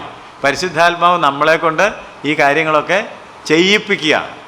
പഴയ നിയമത്തിൽ തന്നെ പ്രവാചകന്മാർ പറഞ്ഞിരുന്നു, ഞാൻ ഭാവി കാലത്ത് ഇങ്ങനെ ചെയ്യും, ഞാൻ എൻ്റെ ആത്മാവിനെ അവരുടെ ഉള്ളിലാക്കി എൻ്റെ ചട്ടങ്ങൾ അവരുടെ ഹൃദയത്തിൽ എഴുതി അവരെ എൻ്റെ ചട്ടങ്ങളിൽ നടക്കുമാറാക്കും, ഞാൻ അവർക്ക് പുതിയൊരു ഹൃദയം കൊടുക്കും, ഞാൻ അവർക്ക് പുതിയൊരു ആത്മാവിനെ കൊടുക്കും. അപ്പം ചട്ടങ്ങൾ പഴയത് തന്നെയാണ്, പക്ഷേ അത് ഹൃദയത്തിൽ എഴുതി ആത്മാവ് വന്ന് അത് വ്യാഖ്യാനിച്ച് തന്ന് നമ്മെ ആ വഴികളിൽ നടത്തുന്നു. ഇത് കൃപയാണ്. അപ്പോൾ ദൈവം നമ്മളോട് കുറേ കൂടെ കൃപ കാണിച്ചിട്ട്, അതുകൊണ്ടാണ് ചിലപ്പോൾ ഒക്കെ നിങ്ങൾ തിയോളജിക്കൽ ടേംസ് കേട്ടിട്ടുണ്ടെങ്കിൽ നമ്മൾ ജീവിക്കുന്നത് കൃപായുഗത്തിലാണെന്ന് പറഞ്ഞ് കേട്ടിട്ടുണ്ടാവും. There are different dispensations. അതേക്കുറിച്ച് ഇപ്പോൾ ഞാൻ തിയോളജി അല്ലാത്തതുകൊണ്ട് സംസാരിക്കുന്നില്ല. എങ്കിലും കൃപായുഗം, കൃപയിലാണ് നാം നിൽക്കുന്നത്, നമ്മളായിരിക്കുന്നത് പുതിയ നിയമത്തിലാണെന്ന് പറഞ്ഞാൽ ഈ യുഗത്തിൻ്റെ പ്രത്യേകത ഇത് കൃപയുടെ കാലഘട്ടമാണ്. ഒരു പാട്ടുകാരൻ എഴുതിയിട്ടുണ്ട്, കൃപയുടെ വാതിലിത പൂട്ടുവാൻ തുടങ്ങുന്നത്. അപ്പോൾ ഈ യുഗത്തിനും ഒരു എൻഡുണ്ട്. അത് കഴിയുമ്പോൾ അടുത്തൊരു യുഗത്തിലേക്ക് ഇപ്പോൾ കൃപയിലാണ് നാം നിൽക്കുന്ന, ഈ കൃപയിലേക്ക് എന്ന് നാം വായിക്കുന്നുണ്ട്. അതുകൊണ്ട് പുതിയ നിയമ കാലഘട്ടത്തിൽ നമുക്ക് കൃപ ലഭ്യമാണ് എന്നുള്ള കാര്യമാണ് ഓർക്കേണ്ടത്. പഴയ നിയമത്തിൽ പ്രമാണങ്ങൾ മാത്രമേ ഉണ്ടായിരുന്നുള്ളൂ, പുതിയ നിയമത്തിൽ എന്തുകൂടിയുണ്ട്? കൃപയും കൂടിയുണ്ട്. ഈ വ്യത്യാസം മാത്രമേ ഉള്ളൂ. അപ്പോൾ പഴയ നിയമത്തിൽ 39 പുസ്തകങ്ങൾ, ഒരു കൃപയുമില്ല, ഒരു വിട്ടുവീഴ്ചയുമില്ല, എല്ലാം കൃത്യമായിട്ടുള്ള പ്രമാണങ്ങൾ മാത്രമാണ്. പുതിയ നിയമത്തിൽ 27 പുസ്തകങ്ങളുണ്ട്, വളരെ കൃപയോടെ, വളരെ അനുഗ്രഹത്തോടെ എങ്ങനെ ഈ കാര്യങ്ങളൊക്കെ ചെയ്യണമെന്നുള്ളത് വിവരിച്ചിരിക്കുന്നു. കാര്യങ്ങൾ മനസ്സിലായെന്ന് ഞാൻ വിചാരിക്കുന്നു. വേദപുസ്തകം എഴുതിയ കാലഘട്ടത്തിൽ പുസ്തകത്തിന് അധ്യായങ്ങളും വാക്യങ്ങളും ഉണ്ടായിരുന്നില്ല. പുസ്തകം എഴുതിയ കാലത്ത് ഇത് എഴുത്തുകളും അതുപോലെ തന്നെ ചരിത്രവുമൊക്കെ ആയിരുന്നതുകൊണ്ട് പല പല അധ്യായങ്ങളായിട്ടും വാക്യങ്ങളായിട്ടും തിരിച്ചിരുന്നില്ല. പിൽക്കാലത്ത് പ്രിൻറ്റിങ് ഉണ്ടായതിന് ശേഷമാണ് അധ്യായങ്ങളും വാക്യങ്ങളും ഒക്കെ ഇട്ട് തിരിച്ചത്. ഏതാണ്ട് 1560 വാക്യങ്ങളും അധ്യായങ്ങളുമുള്ള ആദ്യത്തെ ബൈബിൾ പ്രത്യക്ഷപ്പെട്ടത്. ആ ബൈബിളിന് ജനീവ ബൈബിൾ എന്ന് പറയും. ജനീവ ബൈബിൾ, ജനീവയിൽ നിന്ന് പ്രസിദ്ധീകൃതമായതുകൊണ്ടാണ് അതിന് ജനീവ ബൈബിൾ എന്ന് പറഞ്ഞത്. അപ്പോൾ 16-ാം നൂറ്റാണ്ടിലാണ് അധ്യായങ്ങളും വാക്യങ്ങളും ഉള്ള ബൈബിൾ ആദ്യമായിട്ട് പ്രസിദ്ധീകരിച്ചത്. അപ്പോൾ അതിനു മുമ്പ് അധ്യായങ്ങളും ഉണ്ടായിരുന്നില്ല, വാക്യങ്ങളും ഉണ്ടായിരുന്നില്ല എന്ന് ഓർത്തിരിക്കണം. ഈ അധ്യായങ്ങളും വാക്യങ്ങളും തിരിച്ചത് പ്രിൻറ്റിങ്ങിൻ്റെ സൗകര്യത്തിനാണ്. ഇപ്പോൾ നമുക്കത് പലതരത്തിൽ പ്രയോജനകരമാകുന്നുണ്ട്. ഒരു ബുക്കിലെ ചാപ്റ്ററും വാക്യവും പറഞ്ഞാൽ പെട്ടെന്ന് അത് എടുക്കാനും വായിക്കാനും മറ്റുള്ളവർക്ക് ആശയം കമ്മ്യൂണിക്കേറ്റ് ചെയ്യാനും ഒക്കെ അത് ഉപകാരപ്രദമാകുന്നു. എന്നാൽ പുസ്തകം എഴുതിയ കാലഘട്ടത്തിൽ അങ്ങനെ അല്ലായിരുന്നു എന്നുള്ള കാര്യവും കൂടി നാം ഗ്രഹിച്ചിരിക്കേണ്ടതാണ്. നിങ്ങളുടെ ശ്രദ്ധയിൽ അതുണ്ടാകും എന്ന് ഞാൻ കരുതുന്നു. ഈ വ്യത്യാസങ്ങൾ കൊണ്ടുവന്നത് ആരാണെന്നും എന്നാണെന്നും കൂടി അറിയുന്നത് ഒരു പക്ഷേ നന്നായിരിക്കും എന്ന് ഞാൻ കരുതുന്നു. 1250 ആണ് ആദ്യം വേദപുസ്തകം അധ്യായങ്ങളായിട്ട് തിരിച്ചത്. കൃത്യമായിട്ട് പറഞ്ഞാൽ 1228 സ്റ്റീഫൻ ലാങ്ടൺ എന്ന് പറയുന്ന ഒരു ദൈവദാസനാണ് ഈ പുസ്തകത്തെ അധ്യായങ്ങളായിട്ട് തിരിച്ചത്. 1550 ഈ പുസ്തകത്തെ വാക്യങ്ങളായിട്ട് തിരിച്ചത്. അതിൻ്റെ പിന്നിൽ 1-2 പേര് പ്രവർത്തിച്ചിരുന്നു. പ്രധാനപ്പെട്ട ഒരാൾ റോബർട്ട് സ്റ്റീഫൻസൺ ആണ്. 1550, 1448, 1550 കാലഘട്ടത്തിൽ അവർ വളരെ ശക്തമായിട്ട് നാഥൻ, അതുപോലെ തന്നെ സ്റ്റീഫൻസൺ എന്നൊക്കെ പറയുന്ന ദൈവദാസന്മാരുടെ പ്രവർത്തന ഫലമായിട്ടാണ് ഈ പുസ്തകത്തെ വാക്യങ്ങളായിട്ട് തിരിക്കുവാനായിട്ട് ഇടയായത്. വേദപുസ്തകത്തിൽ ആകെ 1189 അധ്യായങ്ങളും 31,373 വാക്യങ്ങളും ഉണ്ടെന്നുള്ള കാര്യവും നിങ്ങൾ ഓർത്തിരിക്കുന്നത് നല്ലതാണ്. ഇതിലേറ്റവും നീളമുള്ള പുസ്തകം സങ്കീർത്തനമാണ്. അതിലേറ്റവും നീളമുള്ള അധ്യായം 119 സങ്കീർത്തനം, ഏറ്റവും ചെറിയ അധ്യായം 117 സങ്കീർത്തനം. ഇതെല്ലാം പൊതുവിജ്ഞാനത്തിനായിട്ട് ബൈബിളിനെക്കുറിച്ച് പൊതുവായിട്ട് നിങ്ങൾക്ക് മനസ്സിലാക്കിയിരിക്കാവുന്ന കാര്യങ്ങളാണ്. എന്നാൽ അതിനേക്കാൾ ഉപരിയായിട്ട് ബൈബിളിനെക്കുറിച്ച് പൊതുവായിട്ട് വേറെ ചില കാര്യങ്ങളും കൂടി നാം അറിഞ്ഞിരിക്കേണ്ടത് ആവശ്യമാണ്. ഈ വേദപുസ്തകം എന്താണ് എന്നാരെങ്കിലും ചോദിച്ചാൽ, ഞാൻ നേരത്തെ നിങ്ങളോട് പറഞ്ഞല്ലോ, ഇത് ദൈവത്തിൻ്റെ വെളിപ്പെടുത്തപ്പെട്ട മനുഷ്യരെക്കുറിച്ചുള്ള രേഖപ്പെടുത്തപ്പെട്ട ഹിതമാണ് എന്ന് പറഞ്ഞത് ഓർക്കുന്നുണ്ടാവും. പക്ഷേ ഈ പുസ്തകം തന്നെ ഈ പുസ്തകത്തെ പലതിനോട് ഉപമിക്കുന്നുണ്ട്. ഉദാഹരണത്തിന്, ഇത് എൻ്റെ കാലിന് ദീപവും എൻ്റെ പാതയ്ക്ക് പ്രകാശവും. 119 സങ്കീർത്തനത്തിൻ്റെ 105 വാക്യത്തിൽ നാം വായിക്കുന്നു, നിൻ്റെ വചനം എൻ്റെ കാലിന് ദീപവും എൻ്റെ പാതയ്ക്ക് പ്രകാശവും. നിന്റെ വചനം എൻ്റെ കാലിന് ദീപവും എൻ്റെ പാതയ്ക്ക് പ്രകാശവുമാകുന്നു. അപ്പോൾ ഇതൊരു ദീപമാണ്. നമുക്ക് ജീവിതത്തിൽ ഇരുളടഞ്ഞ നിമിഷങ്ങൾ ഉണ്ടാകുമ്പോൾ ഏത് വഴിയിൽ മുമ്പോട്ട് പോകണമെന്ന് അറിയാൻ പാടില്ലാതിരിക്കുന്നെങ്കിൽ ദൈവവചനം നമ്മുടെ കാലിന് ദീപം, നമ്മുടെ പാതയ്ക്ക് പ്രകാശം. വീണ്ടും യെരമ്യാ പ്രവാചകൻ്റെ പുസ്തകം 5:14 വായിച്ചാൽ ദൈവത്തിൻ്റെ വചനത്തെ മറ്റൊരു കാര്യത്തോട് ഉപമിച്ചിരിക്കുന്നത് നമുക്ക് കാണാനായിട്ട് സാധിക്കും. ദൈവത്തിൻ്റെ വചനം എന്താണ് എന്ന് വീണ്ടും ഉപമിച്ചിരിക്കുന്നത് കാണാൻ സാധിക്കും. ഇതാ ഞാൻ നിന്റെ വായിൽ എൻ്റെ വചനങ്ങളെ തീയും ഈ ജനത്തെ വിറകുമാക്കും. ദൈവവചനം തീയാണ്, ഫയർ. ഫയർ എന്ന് പറഞ്ഞാൽ ശുദ്ധീകരിക്കുന്ന ഒരു സാധനമാണ്. അപ്പോൾ നമുക്ക് അശുദ്ധിയായിട്ടുള്ള കീടമായിട്ടുള്ള കാര്യങ്ങളൊക്കെ നമ്മളിൽ നിന്ന് മാറിപ്പോകുവാൻ തക്കവണ്ണം അഗ്നിശോധന നടത്തുവാനായിട്ടൊരു അഗ്നിയായിട്ട് ദൈവവചനത്തെ ചിത്രീകരിച്ചിട്ടുണ്ട്. യെരമ്യാ പ്രവാചനം തന്നെ നിങ്ങൾ 23:29 വായിച്ചാൽ അവിടെ പറഞ്ഞിരിക്കുന്നത് ഇത് തീ മാത്രമല്ല, ഇത് പാറയെ തകർക്കുന്ന ഒരു ചുറ്റിക, ഇറ്റ്സ് എ ഹാമർ. എന്റെ വചനം തീ പോലെയും പാറയെ തകർക്കുന്ന ചുറ്റിക പോലെയും അല്ലയോ എന്ന് യഹോവയുടെ അരുളപ്പാട്. ഏത് കഠിന ഹൃദയത്തെയും തകർക്കുവാൻ തക്കവണ്ണം മതിയായ ഒരു ഹാമർ, ഒരു ചുറ്റികയാണ് ദൈവത്തിൻ്റെ വചനം. ഉരുക്കാൻ കഴിയുന്ന, ശുദ്ധീകരിക്കാൻ കഴിയുന്ന തീയും തകർക്കാൻ കഴിയുന്ന ചുറ്റികയും. വീണ്ടും ദൈവവചനത്തെക്കുറിച്ച് പുതിയ നിയമത്തിൽ നമ്മൾ വായിക്കുന്നത് ലൂക്കോസ് 8:11, മത്തായി 13:18 മുതലായ വാക്യങ്ങളിൽ വായിക്കുന്നത് വിതയ്ക്കപ്പെട്ട വിത്ത് ദൈവത്തിൻ്റെ വചനമാണെന്നാണ്. So it is seed. ദൈവത്തിൻ്റെ വചനം വിത്താണ്. അപ്പം വിതയ്ക്കുന്നവൻ വിതപ്പാൻ പുറപ്പെട്ടു. 8:11 ഉപമയുടെ പൊരുളോ വിത്ത് ദൈവവചനം. ദൈവവചനം വിത്താണ്. അപ്പോൾ ഇത് ഹൃദയങ്ങളിൽ വീണാൽ അത് കിളിർക്കുന്നതിനും ഫലം പുറപ്പെടുവിക്കുന്നതിനും ഇടയായി തീരും. ദൈവവചനം വിത്താണ്, സീഡാണ് എന്ന് പുസ്തകം നമ്മോട് പറയുന്നു. എഫേസ് ലേഖനം 6:17 നാം വായിക്കുന്നത് ഇത് ദൈവവചനം എന്ന ആത്മാവിൻ്റെ വാള്. പക്ഷേ എബ്രായ ലേഖനത്തിലേക്ക് കയറുമ്പോൾ പറയുന്നത് ഈ വാളിന് ഇരുവായുണ്ടെന്നാണ്. ഇരുവായ്ത്തലയുള്ള വാളാണ്. 4:12 ഇരുവായ്ത്തലയുള്ള ഏത് വാളിനേക്കാളും ഇറ്റ്സ് എ സോഡ്. ഇരുവായ്ത്തലയുള്ള ഏത് വാളിനേക്കാളും മൂർച്ചയേറിയത്, ആത്മാവിനെയും പ്രാണനെയും സന്ധിമജ്ജകളെയും വേർവിടുവിക്കും വരെ തുളച്ചു ചെല്ലുന്നത്, ഹൃദയത്തിലെ ചിന്തനങ്ങളെയും ഭാവങ്ങളെയും വിവേചിക്കുന്നത്. അപ്പോൾ ദൈവത്തിന് മറഞ്ഞിരിക്കുന്ന ഒരു സൃഷ്ടി ദൈവവചനം അങ്ങനെ നമ്മളെ തുളച്ച് നമ്മുടെ അകത്തേക്ക് കയറി നമ്മെ ശുദ്ധീകരിക്കുന്ന ദൈവത്തിൻ്റെ ഒരു ഓപ്പറേഷൻ സോഡ്, ബ്ലേഡ്, ഓപ്പറേഷൻ ബ്ലേഡ് ആണെന്ന് വേണമെങ്കിൽ പറയാം. നമ്മളിലുള്ള വേണ്ടാത്തതിനെയൊക്കെ മാറ്റിക്കളയുന്ന ഒരു ദൈവത്തിൻ്റെ ഉപകരണമാണ് ഈ വചനം. വീണ്ടും നമ്മൾ വേറൊരു ആംഗിളിൽ നിന്ന് ചിന്തിക്കുമ്പോൾ പത്രോസിൻ്റെ 1-ാം ലേഖനം 2-ാം അധ്യായത്തിൻ്റെ 2-ാം വാക്യത്തിൽ പറയുന്നു, ഇത് വചനമെന്ന മായമില്ലാത്ത പാലാണ്, അത് കുടിച്ചു വേണം വളരാനായിട്ട്. ഇത് ഇസ് എ ഫുഡ്. നമുക്ക് അതുപോലെ തന്നെ 1 കൊരിന്ത്യർ ലേഖനത്തിലും അതുപോലെ തന്നെ എബ്രായ ലേഖനത്തിലും ഒക്കെ പറയുന്നുണ്ട് ഇത് സ്ട്രോങ് ഫുഡാണ്. മിൽക്ക് മാത്രമല്ല, ഇത് കട്ടിയായിട്ടുള്ള ആഹാരവുമാണ്. യാക്കോബിനോട് ചോദിച്ചാൽ യാക്കോബ് പറയും വചനം ഒരു കണ്ണാടിയാണെന്ന് പറയും. വചനം എന്ന കണ്ണാടി, നമ്മളെ തന്നെ കണ്ടുപിടിക്കുന്നതിന് ഇതൊരു കണ്ണാടിയാണ്. ഇനി സങ്കീർത്തനക്കാരനോട് ചോദിച്ചാൽ പറയും ഇത് മെഡിസിനാണ്. ഇത് വചനം അയച്ചവരെ സൗഖ്യമാക്കി. ദൈവത്തിൻ്റെ വചനം എനിക്ക് മെഡിസിനാണ്. സദൃശ്യവാക്യം 4-ാം അധ്യായത്തിൻ്റെ 22-ാം വാക്യത്തിലൊക്കെ നമുക്കത് കാണാനായിട്ട് സാധിക്കും. പിന്നെ ഇത് ഹണിയാണ്, ഇത് തേനാണ്, തേൻകട്ടയേക്കാളും മാധുര്യമേറിയതാണ്. അപ്പോൾ ദൈവവചനത്തെ പല കാര്യങ്ങളോട് ഉപമിച്ചിട്ടുണ്ടെന്നുള്ള കാര്യം ഓർക്കുക. മനുഷ്യൻ്റെ ജീവിതത്തോടുള്ള ബന്ധത്തിൽ ഇത് വെളിച്ചം പകരുന്നതും മാധുര്യം പകരുന്നതും ആരോഗ്യം പകരുന്നതും അല്ലേ, നമുക്ക് ഉൾക്കാഴ്ച നൽകുന്നതും നമ്മെ ശുദ്ധീകരിക്കുന്നതും നമ്മുടെ കഠിന ഹൃദയത്തെ തകർത്ത് അതിനെ തരളിതമാക്കുന്നതും ഒക്കെയാണ് ഈ വചനമെന്നുള്ള കാര്യവും നമ്മൾ ഒരിക്കലും മറന്നു പോകരുത്. മറ്റൊരു ആംഗിളിൽ നമ്മളിതിനെക്കുറിച്ച് ചിന്തിക്കുമ്പോൾ ഈ വചനത്തെക്കുറിച്ച് പറഞ്ഞിരിക്കുന്നത് സ്വർഗത്തിൽ ഇത് എന്നേക്കും സ്ഥിരമാക്കി വെച്ചിരിക്കുന്നു, മാറ്റമില്ലാത്ത, ഇത് എന്നേക്കും നിലനിൽക്കും. യെശയ്യാ പ്രവാചകൻ്റെ പുസ്തകം 40:8 വായിച്ചാൽ, യെശയ്യാ പ്രവാചകൻ്റെ പുസ്തകം 40-ാം അധ്യായത്തിൻ്റെ 8-ാം വാക്യം വായിച്ചാൽ നമ്മളവിടെ കാണുന്നത്, പുല്ലുണങ്ങുന്നു, പൂ വാടുന്നു, നമ്മുടെ ദൈവത്തിൻ്റെ വചനമോ എന്നേക്കും നിലനിൽക്കും. ദൈവത്തിൻ്റെ വചനം എന്നേക്കും നിലനിൽക്കും.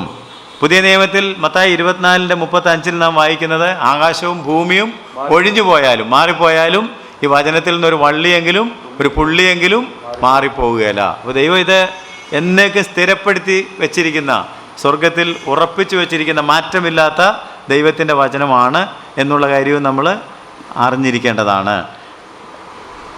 പല ആളുകൾക്കും ഒരു പരാതിയുള്ളത്, ഈ പുസ്തകത്തിൽ പല കാര്യങ്ങളും വായിച്ചിട്ട് മനസ്സിലാകുന്നില്ല. ബൈബിൾ ഡിഫിക്കൽറ്റീസ് എന്നൊക്കെ ചില ഇതിനെ വിളിക്കാറുണ്ട്. അതിനെക്കുറിച്ച് ഒത്തിരി വിഷമിക്കേണ്ട കാര്യമില്ല. ആവർത്തന പുസ്തകം 29-ാം അധ്യായത്തിൻ്റെ 28-ാം വാക്യം വായിച്ചാൽ നമുക്കതിനൊരു ഉത്തരം കിട്ടും. മറഞ്ഞിരിക്കുന്ന കാര്യങ്ങൾ നമ്മുടെ ദൈവമായ യഹോവയ്ക്കുള്ളവയത്രേ, വെളിപ്പെട്ടിരിക്കുന്നവയോ നാം ഈ ന്യായപ്രമാണത്തിലെ സകല വചനങ്ങളും അനുസരിച്ച് നടക്കേണ്ടതിന് എന്നേക്കും നമുക്കും നമ്മുടെ മക്കൾക്കും ഉള്ളവയാകുന്നു.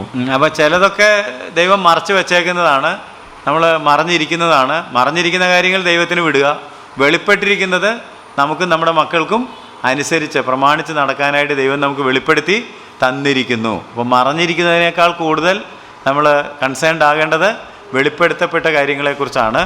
ഞാൻ നിങ്ങളോട് പറഞ്ഞിട്ടുണ്ടാകുമെന്ന് എനിക്കറിയാൻ പാടില്ല. മാർക്ക് ട്വെയിൻ എന്ന് പറയുന്ന ചിന്തകൻ പറഞ്ഞു, what bothers me is not what I do not know from the Bible but what I know from the Bible. എന്നെ വിഷമിപ്പിക്കുന്നത് ബൈബിളിൽ നിന്ന് എനിക്ക് അറിയാൻ പാടില്ലാത്ത കാര്യങ്ങളല്ല, അറിഞ്ഞ കാര്യങ്ങളാണെന്നാണ് പറയുന്നത്. കാരണം അറിഞ്ഞ കാര്യങ്ങൾ തന്നെ ഇന്നുവരെ എനിക്ക് പ്രമാണിക്കാനായിട്ട് കഴിഞ്ഞിട്ടില്ല, പിന്നല്ലേ അറിയാത്ത കാര്യങ്ങൾ. അതുകൊണ്ട് മറഞ്ഞിരിക്കുന്ന അറിയാൻ പാടില്ലാത്ത കാര്യങ്ങളെക്കുറിച്ചല്ല നമ്മൾ ഭാരപ്പെടേണ്ടത്, വെളിപ്പെട്ട കാര്യങ്ങളെക്കുറിച്ചാണ്. വെളിപ്പെട്ട കാര്യങ്ങൾ തന്നെ നമ്മൾ അനുസരിക്കാൻ ശ്രമിക്കുകയാണെങ്കിൽ ഇത് ഒരുപാട് കാര്യങ്ങൾ ഇനിയും ചെയ്യാനായിട്ട് കിടക്കുന്നു. അപ്പോൾ ബൈബിൾ ഡിഫിക്കൽറ്റി എന്ന് പറയുന്നതൊന്നുമില്ല, ചിലതൊക്കെ നമുക്ക് മനസ്സിലാക്കാൻ. ഏത് വിഷയമാണെങ്കിലും നിങ്ങൾ പഠിച്ചിട്ടുണ്ടെങ്കിൽ പൂർണ്ണമായിട്ട് മനസ്സിലായിട്ടുള്ള ഏതെങ്കിലും വിഷയമുണ്ടോ? ഏത് എക്സ്പേർട്ടിനും കുറേ കാര്യങ്ങളൊക്കെ മനസ്സിലാകാത്തതുണ്ടാകും. അതുകൊണ്ട് സങ്കീർത്തനക്കാരൻ പറയുന്നു, എൻ്റെ ബുദ്ധിക്കെത്താത്ത വൻകാര്യങ്ങളിലും അത്ഭുത വിഷയങ്ങളിലും ഞാൻ ഇടപെടുന്നില്ല, ഞാൻ എൻ്റെ ബുദ്ധിയെ താലോലിച്ച് മിണ്ടാതാക്കിയിരിക്കുന്നു. നിങ്ങൾ വായിച്ചിട്ടുണ്ടാകുമെന്ന് ഞാൻ വിശ്വസിക്കുന്നു. 131-ാം സങ്കീർത്തനത്തിൻ്റെ 1-ാം വാക്യമാണ്. യഹോവേ, എൻ്റെ ഹൃദയം ഗർവിച്ചിരിക്കുന്നില്ല, ഞാൻ നിഗളിച്ച് നടക്കുന്നില്ല, എൻ്റെ ബുദ്ധിക്കെത്താത്ത വൻ കാര്യങ്ങളിലും അത്ഭുത വിഷയങ്ങളിലും ഞാൻ ഇടപെടുന്നതുമില്ല. ഞാൻ എല്ലാം അറിയണം എന്ന് ആഗ്രഹിക്കുന്നത് ഒരു അഹന്തയുടെ ഭാഗമാണ്. അതുകൊണ്ടാണ് സങ്കീർത്തനക്കാരൻ പറഞ്ഞത്, ഞാൻ ഗർവിച്ചിരിക്കുന്നില്ല, അഹങ്കരിച്ച് നടക്കുന്നില്ല, എൻ്റെ ബുദ്ധിക്കെത്താത്ത വൻകാര്യങ്ങളിലും അത്ഭുത വിഷയങ്ങളിലും ഞാൻ ഇടപെടുന്നില്ല, ഞാൻ എൻ്റെ പ്രാണനെ താലോലിച്ച് മിണ്ടാതാക്കിയിരിക്കുന്നു. തൻ്റെ അമ്മയുടെ അടുക്കൽ മുലകുടി മാറിയ പൈതൽ എന്ന പോലെ എൻ്റെ പ്രാണൻ എൻ്റെ അടുക്കൽ മുലകുടി മാറിയതുപോലെ ആകുന്നു. അപ്പം നമ്മൾ ചില കാര്യങ്ങളിലൊക്കെ ഇടപെട്ടിട്ട് വലിയ കാര്യമില്ല. അതുകൊണ്ട് വെളിപ്പെടുത്തപ്പെട്ട കാര്യങ്ങൾ അനുസരിച്ച് ദൈവത്തിന് പ്രസാദകരമായ ഒരു ജീവിതം നയിക്കുവാൻ തക്കവണ്ണം നാം ശ്രദ്ധിക്കണം. അറിവ് കൂടിയാലൊരു കുഴപ്പമുണ്ടെന്നും പുതിയ നിയമം നമ്മളോട് പറയുന്നുണ്ട്, ഇല്ലേ? അറിവ് മനുഷ്യരെ അഹങ്കാരികളാക്കുന്നു, സ്നേഹം ആത്മീയ വർധന വരുത്തുന്നു. 1 കൊരിന്ത്യർ ലേഖനം 8-ാം അധ്യായത്തിൻ്റെ ആദ്യത്തെ വചനങ്ങൾ വായിച്ചാൽ നിങ്ങൾക്കത് കാണാൻ സാധിക്കും. അറിവ് ചീർപ്പിക്കുന്നു, പഫത്തപ്പ്, എന്നാൽ സ്നേഹമാണ് ആത്മീയ വർധന വരുത്തുന്നത്.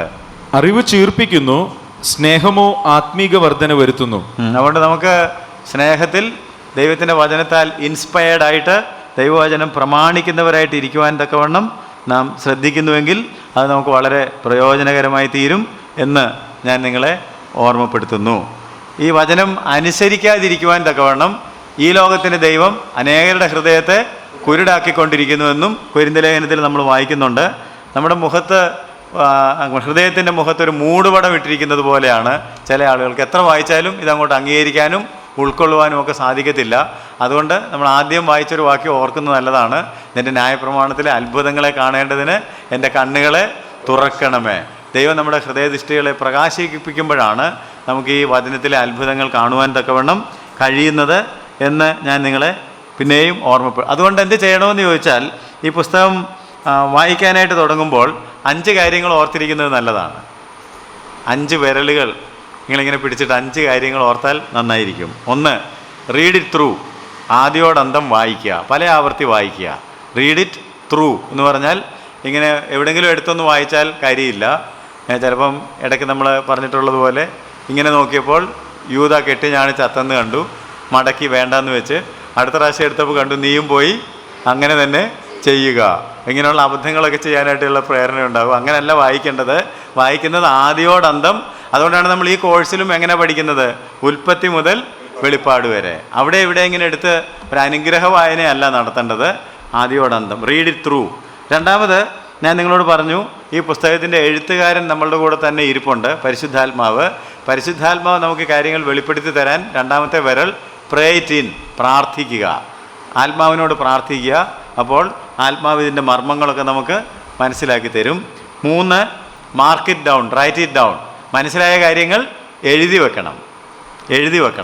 വായിക്കുക, പ്രാർത്ഥിക്കുക, എഴുതി വെക്കുക. എഴുതി വെച്ച കാര്യങ്ങൾ ജീവിതത്തിൽ അനുവർത്തിക്കുക, വർക്ക് ഇറ്റ് ഔട്ട്, പ്രവൃത്തി പദത്തിൽ കൊണ്ടുവരിക. 5-ാമതായിട്ട് പാസ് ഇറ്റ് ഓൺ, മറ്റുള്ളവർക്ക് പറഞ്ഞു കൊടുക്കുക. പ്രവൃത്തി പദത്തിൽ കൊണ്ടുവരാത്ത ഒരു കാര്യവും മറ്റുള്ളവർക്ക് പറഞ്ഞു കൊടുക്കരുത്. അപ്പോൾ ഓർത്തിരിക്കാമല്ലോ, വായിക്കുക, പ്രാർത്ഥിക്കുക, എഴുതി വെക്കുക, പ്രവൃത്തി പദത്തിൽ കൊണ്ടുവരിക, മറ്റുള്ളവർക്ക്. പക്ഷെ പലരും ഇങ്ങനെയാണ്, എല്ലാവരും ഒന്ന് നോക്കിയേ, പലരും ഇങ്ങനെയാണെന്ന് പറഞ്ഞാൽ വായിക്കുക, പറഞ്ഞു കൊടുക്കുക, വായിക്കുക. അത് ശരിയല്ല. ഇപ്പം വായിക്കേണ്ട പോലും കാര്യമില്ല, ഇൻ്റർനെറ്റിൽ കയറി ഡൗൺലോഡ് ചെയ്താൽ മതി, എന്നിട്ട് പറഞ്ഞു കൊടുക്കുക. അതുകൊണ്ടാണ് വചനം പലപ്പോഴും ഫലപ്രദമാകാത്തത്. വായിച്ച് പ്രാർത്ഥിച്ച് അതിൻ്റെ അർത്ഥം ഗ്രഹിച്ച് അത് കുറിച്ച് വെച്ച് അത് നമ്മുടെ എന്തിനാ കുറിച്ച് വെക്കുന്നത്? മറന്നു പോകാതിരിക്കാൻ. നമ്മൾ പലപ്പോഴും മറന്നു പോകാതിരിക്കണമെങ്കിൽ കുറിച്ച് വെക്കണം. കുറിച്ച് വെച്ചിട്ട് അത് ജീവിതത്തിൽ പ്രായോഗിക തലത്തിൽ കൊണ്ടുവന്നിട്ട് മറ്റുള്ളവർക്ക് പറഞ്ഞു കൊടുക്കണം. അപ്പോഴാണത് നമുക്ക് ഏറ്റവും അനുഗ്രഹകരമായി തീരുന്നത്. അതുകൊണ്ട് നാം ദൈവസന്നിധിയിൽ വചന പഠനത്തിനായിട്ട് വരുമ്പോൾ പ്രാകൃത മനുഷ്യൻ ദൈവാത്മാവിൻ്റെ ആലോചന ഒന്നും ഗ്രഹിക്കുന്നില്ല, അവന് മനസ്സിലാക്കാനായിട്ട് സാധിക്കത്തില്ല. മനുഷ്യരെ 3 ഗ്രൂപ്പായിട്ട് വേദപുസ്തകം തിരിക്കുന്നുണ്ട്: പ്രാകൃതൻ, ജഡീകൻ, ആത്മീകൻ. അതുകൊണ്ട് പ്രാകൃത മനുഷ്യന് ഇത് തിരിച്ചറിയാൻ വലിയ പാടാണ്. എന്നാൽ പ്രാർത്ഥനാപൂർവ്വം ദൈവസന്നിധിയിൽ ഇരിക്കുന്നുവെങ്കിൽ ദൈവം നമ്മോട് സംസാരിക്കും. അങ്ങനെ സംസാരിക്കുമ്പോൾ സദൃശ്യവാക്യം 1:23 പറയുന്നത് നമ്മളൊന്ന് ഓർക്കുന്നത് നന്നായിരിക്കും. സദൃശ്യവാക്യം 1:23, എൻ്റെ ശാസനയ്ക്ക് തിരിഞ്ഞുകൊള്ളുക, ഞാൻ എൻ്റെ മനസ്സ് നിനക്ക് പൊഴിച്ചു തരും. എൻ്റെ ശാസനയ്ക്ക് തിരിഞ്ഞുകൊള്ളുവിൻ, ഞാൻ എൻ്റെ മനസ്സ് നിങ്ങൾക്ക് പൊഴിച്ചു തരും. നമ്മൾ നേരത്തെ പറഞ്ഞല്ലോ, ഈ പുസ്തകം വായിക്കുമ്പോൾ അതെന്നെ ശാസിക്കും, എനിക്ക് തെറ്റ് തിരുത്തി തരും, എന്നെ ഗുണീകരിക്കും, എന്നെ ഉപദേശിക്കും. അപ്പോൾ അത് അനുസരിക്കാൻ നമ്മൾ തയ്യാറാകണം. എൻ്റെ ശാസനയ്ക്ക് തിരിയണം. അപ്പോൾ ഞാൻ എൻ്റെ മനസ്സ് നിനക്ക് I will pore out my spirit upon you എന്ന ഇംഗ്ലീഷിൽ. അപ്പോൾ നമ്മൾ വായിച്ച കാര്യം പ്രാർത്ഥിച്ച് ദൈവസന്നിധിയിൽ ഇരിക്കുമ്പോൾ അത് ചെയ്യാൻ ബുദ്ധിമുട്ടുള്ളതാണെങ്കിൽ പോലും ദൈവത്തിൻ്റെ ആത്മാവ് നമ്മുടെ മേൽ പകർന്നിട്ട് നമ്മെ ശക്തീകരിക്കും. അപ്പോൾ നമുക്കത് ചെയ്യുവാനായിട്ട് സാധിക്കും. എന്നിട്ട് ദൈവത്തിൻ്റെ പദ്ധതി എന്താണെന്ന് ചോദിച്ചാൽ, നാം ക്രിസ്തു എന്ന തലയോളം വളരണം, നമ്മൾ ക്രിസ്തുവിനെ പോലെ ആയിത്തീരണം. ആ രൂപത്തിലേക്ക് ഞാൻ നേരത്തെ പറഞ്ഞു, ഇത് വായിക്കുന്നത് അറിവിന് വേണ്ടിയല്ല, രൂപാന്തരത്തിന് വേണ്ടി. രൂപാന്തരപ്പെട്ട് എവിടം വരെ പോകണമെന്ന് ചോദിച്ചാൽ, we must be transformed into the image of Jesus Christ. നാം തേജസ്സിന്മേൽ തേജസ് പ്രാപിച്ച് അതേ പ്രതിമയായി രൂപാന്തരപ്പെടണം. ക്രിസ്തു എന്ന രൂപത്തോട് നാം അനുരൂപപ്പെടണം. അതിനായിട്ടാണ് നാം വചനം വായിക്കുകയും പഠിക്കുകയും. ഒരു വാക്യവും കൂടെ നമുക്ക് വായിക്കുന്നത് നന്നായിരിക്കും. 103-ാം സങ്കീർത്തനം 20-ാം വാക്യം. അവൻ്റെ വചനത്തിൻ്റെ ശബ്ദം കേട്ട് അവൻ്റെ ആജ്ഞ അനുസരിക്കുന്ന വീരന്മാരായി അവൻ്റെ ദൂതന്മാരായുള്ളവരെ യഹോവയെ വാഴ്ത്തുവിൻ. ഞാൻ വായിച്ചു കേട്ടത് എന്താണെന്ന് ചോദിച്ചാൽ, അവൻ്റെ വചനത്തിൻ്റെ ശബ്ദം കേട്ട്. So this word is the written revelation of God's will എന്നൊക്കെ ഞാൻ പറഞ്ഞത് നിങ്ങൾ ഓർക്കുന്നുണ്ടാകും. പക്ഷേ ഈ വാക്യം പറയുന്നത് ഈ വചനത്തിന്, എഴുതപ്പെട്ട വചനത്തിന് ശബ്ദമുണ്ട്. അവൻ്റെ വചനത്തിൻ്റെ ശബ്ദം കേട്ട്. അപ്പോൾ നമ്മളിത് വായിക്കുകയും പ്രാർത്ഥിക്കുകയൊക്കെ ചെയ്യുമ്പോൾ ദൈവശബ്ദം കേൾക്കുവാനായിട്ട് എന്ത് ചെയ്യണം? കാതോർക്കണം, പ്രാർത്ഥിക്കണം. അങ്ങനെ കേൾക്കുകയാണെങ്കിൽ, ശ്രദ്ധിക്കുകയാണെങ്കിൽ ദൈവം നമ്മോട് സംസാരിക്കും. അവൻ്റെ വചനത്തിൻ്റെ ശബ്ദം കേട്ട് അവൻ്റെ ആജ്ഞ അനുസരിക്കണം. നമ്മൾ ബൈബിൾ പഠിക്കുന്നത്, വായിക്കുന്നത് അവൻ്റെ വചനത്തിൻ്റെ ശബ്ദം കേട്ട് അവൻ്റെ ആജ്ഞ അനുസരിക്കുവാൻ വേണ്ടിയാണ്. അതിനുള്ളൊരു വില്ലിങ്നെസ് നമുക്കുണ്ടെങ്കിൽ തീർച്ചയായിട്ടും ദൈവം നമ്മോട് ഇടപെടും എന്ന് ഞാൻ നിങ്ങളെ ഓർമ്മപ്പെടുത്തുന്നു. നമ്മൾ ബൈബിളിലേക്ക് ഒരു ആമുഖമായിട്ട് പഠിച്ചു വരുമ്പോൾ ഒരു കാര്യം നിങ്ങൾ പഠിക്കണം. അത് ഞാൻ ഹോംവർക്കായിട്ട് വിടുകയാണ്. ബൈബിളിൻ്റെ ചരിത്രം. ഇത് നിങ്ങളുടെ കയ്യിൽ ഇരിക്കുന്ന ഈ പുസ്തകം എങ്ങനെ നിങ്ങളുടെ കയ്യിൽ എത്തി എന്നറിയാനായിട്ട് ഞാൻ ആദ്യം പറഞ്ഞത്, ഇതിന് 2 ഭാഗങ്ങളുണ്ട്: പഴയ നിയമമെന്നും പുതിയ നിയമമെന്നും. പഴയ നിയമം ഏത് ഭാഷയിലാണ് എഴുതിയിരിക്കുന്നത്? എബ്രായ ഭാഷയിലാണ്. പുതിയ നിയമം ഗ്രീക്ക് ഭാഷയിലാണ്. നമുക്ക് ആർക്കും എബ്രായ ഭാഷ അറിയാൻ പാടില്ല, ഗ്രീക്ക് ഭാഷയും അറിയാൻ പാടില്ല. അതിൽ തന്നെ ഒരുപാട് വ്യത്യാസങ്ങളൊക്കെ വന്നിരിക്കുന്നു. എന്നാൽ ചരിത്രത്തിലേക്ക് നിങ്ങൾ നോക്കിയാൽ പിന്നീട് കാലം മുന്നോട്ട് പോയതനുസരിച്ച് ഇത് മറ്റ് ഇതര ഭാഷകളിലേക്ക് ട്രാൻസ്ലേറ്റ് ചെയ്തു, പരിഭാഷ ചെയ്തു. ഇംഗ്ലീഷിലേക്ക്, മലയാളത്തിലേക്ക്, ധാരാളം ഞാൻ കുറച്ച് മുമ്പ് പറഞ്ഞിരുന്നു, ഏറ്റവും കൂടുതൽ ഭാഷകളിലേക്ക് പരിഭാഷ ചെയ്യപ്പെട്ടിട്ടുള്ള പുസ്തകം ഈ പുസ്തകമാണ്.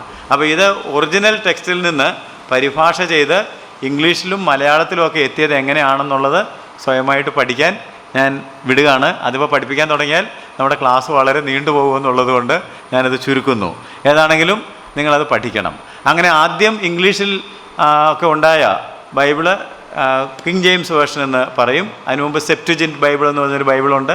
മലയാളത്തിൽ നമ്മൾ ഉപയോഗിക്കുന്ന സത്യവേദ പുസ്തകം, വിശുദ്ധ വേദപുസ്തകം എന്ന് പറയുന്ന പുസ്തകമുണ്ട്. അത് 1910-11 കാലഘട്ടത്തിലാണ് മലയാളത്തിൽ ഉണ്ടായത്. അതിൻ്റെ പിന്നിൽ ഡോക്ടർ ബുക്കാനൻ, ബെഞ്ചമിൻ ബെയ്ലി മുതലായ ധാരാളം ദൈവദാസന്മാർ പ്രവർത്തിച്ചിട്ടുണ്ട് എന്നുള്ള കാര്യം നിങ്ങൾ ഓർക്കുമല്ലോ. ഡോക്ടർ ഗുണ്ടർട്ട് ഉണ്ടായിരുന്നു. അപ്പോൾ അവരുടെയൊക്കെ പ്രവർത്തന ഫലമായിട്ട് നമുക്ക് മലയാളം ബൈബിൾ ലഭ്യമായി. ഇംഗ്ലീഷ് ബൈബിളിൻ്റെ പിന്നിൽ പ്രവർത്തിച്ച ആളുകളുണ്ട്. അതുപോലെ ഓരോ ബൈബിളിൻ്റെയും പിന്നിൽ അത് നമ്മുടെ കരങ്ങളിൽ എത്തുന്നതിന് വേണ്ടി പ്രവർത്തിച്ചവരും അത് പ്രൊമോട്ട് ചെയ്യുന്നതിനായിട്ടുള്ള ബൈബിൾ സൊസൈറ്റിയൊക്കെ ഉണ്ട്. അതൊക്കെ ഞാൻ പ്രസംഗിച്ചാൽ വിഷയം മാറിപ്പോകുന്നുള്ളതുകൊണ്ട് നിങ്ങൾ തന്നെ അത് പഠിക്കാൻ ഞാൻ പ്രേരിപ്പിക്കുന്നു. പിന്നെ എപ്പോഴെങ്കിലും സമയം കിട്ടിയാൽ നമുക്കത് പഠിക്കാം. ഞാൻ മറ്റൊരു കാര്യത്തിലേക്ക് നിങ്ങളുടെ ശ്രദ്ധ കൊണ്ടുവരികയാണ്. ബൈബിളിനൊരു പ്രവേശിക അല്ലെങ്കിൽ ഒരു ആമുഖം എന്ന് പറഞ്ഞപ്പോൾ ബൈബിളിൽ 2 ഭാഗങ്ങളുണ്ട്, പഴയ നിയമം, പുതിയ നിയമം. ഈ 2 ഭാഗങ്ങളെയും മനസ്സിലാക്കാൻ നമ്മൾ എങ്ങനെ അതിനെ തിരിക്കണം, അതിൻ്റെ വിഭജനം ഏത് തരത്തിലായിരിക്കണം എന്നുള്ളതും കൂടി നമുക്കിന്ന് നോക്കുന്നത് നന്നായിരിക്കും. പഴയ നിയമത്തിൽ 39 പുസ്തകങ്ങളുണ്ട്. അതിനെ 3 ഭാഗങ്ങളായിട്ട് വളരെ ബ്രോഡായിട്ട് തിരിക്കുകയാണെങ്കിൽ 3 ഭാഗങ്ങളായിട്ട് തിരിക്കാം. ഓർത്തിരിക്കാനായിട്ട് 17, 5, 17 ഈ 3 സംഖ്യകൾ ഓർത്തിരുന്നാൽ മതി. 17, 5, 17. ആദ്യത്തെ 17 പുസ്തകങ്ങൾ ഒരു ഗ്രൂപ്പാണ്. അവസാനത്തെ 17 പുസ്തകങ്ങൾ മറ്റൊരു ഗ്രൂപ്പാണ്. നടുക്ക് വന്ന 5 വേറൊരു ഗ്രൂപ്പാണ്. ആദ്യത്തെ പുസ്തകങ്ങൾ ചരിത്രം, അവസാനത്തേത് പ്രവചനം, ഇടയ്ക്കിരിക്കുന്നത് കാവ്യം. അപ്പം ചരിത്ര പുസ്തകങ്ങൾ 17, പ്രവചന പുസ്തകങ്ങൾ 17, കാവ്യ പുസ്തകങ്ങൾ അല്ലെങ്കിൽ വിസ്ഡം, ജ്ഞാനം, കാവ്യം അല്ലെങ്കിൽ ജ്ഞാനം 5. 17 17 34 5 39 കണക്ക് തികഞ്ഞല്ലോ. ഇനി കുറച്ചുകൂടി നമ്മളതിനെ ഒന്ന് വിശദീകരിക്കുകയാണെങ്കിൽ ഈ 2 17-നെയും 5 + 12 5 + 12 എന്നും കൂടി തിരിക്കാം. അപ്പം എങ്ങനെ പറയേണ്ടി വരും? 5 12 5 5 12 കണക്ക് കിട്ടിയെന്ന് ഞാൻ വിചാരിക്കുന്നു. ചരിത്ര പുസ്തകങ്ങളെ 5 എന്നും 12 എന്നും തിരിക്കുമ്പോൾ ആദ്യത്തെ 5 പുസ്തകങ്ങൾ മോശയുടെ പഞ്ചഗ്രന്ഥങ്ങളെന്നും പിന്നീടുള്ള 12 പുസ്തകങ്ങൾ ചരിത്ര പുസ്തകങ്ങൾ, ഇസ്രായേലിൻ്റെ ചരിത്രം എന്നും തിരിക്കേണ്ടതായിട്ട് വരും. പിന്നെ കാവ്യ പുസ്തകങ്ങൾ, പിന്നെ 5 എണ്ണം പ്രവാചകന്മാരുടെ പുസ്തകത്തിൽ വലിയ പ്രവാചകന്മാരും 12 എണ്ണം ചെറിയ പ്രവാചകൻ. വലുതേ ചെറുതെന്നുള്ളതല്ല, പുസ്തകത്തിൻ്റെ വലിപ്പം നോക്കിയിട്ടാണ് വലിയ പ്രവാചകനെന്നും ചെറിയ പ്രവാചകനെന്നും പറയുന്നത്. അപ്പോൾ അതിനെ എങ്ങനെ തിരിക്കും? എല്ലാവരും ഒന്ന് ചിന്തിച്ച് പറഞ്ഞാൽ 5 ആദ്യത്തെ പുസ്തകങ്ങൾ മോശയുടെ പഞ്ചഗ്രന്ഥങ്ങൾ, അടിസ്ഥാന പുസ്തകങ്ങൾ. അത് ഉൽപ്പത്തി മുതൽ ആവർത്തന പുസ്തകം വരെ.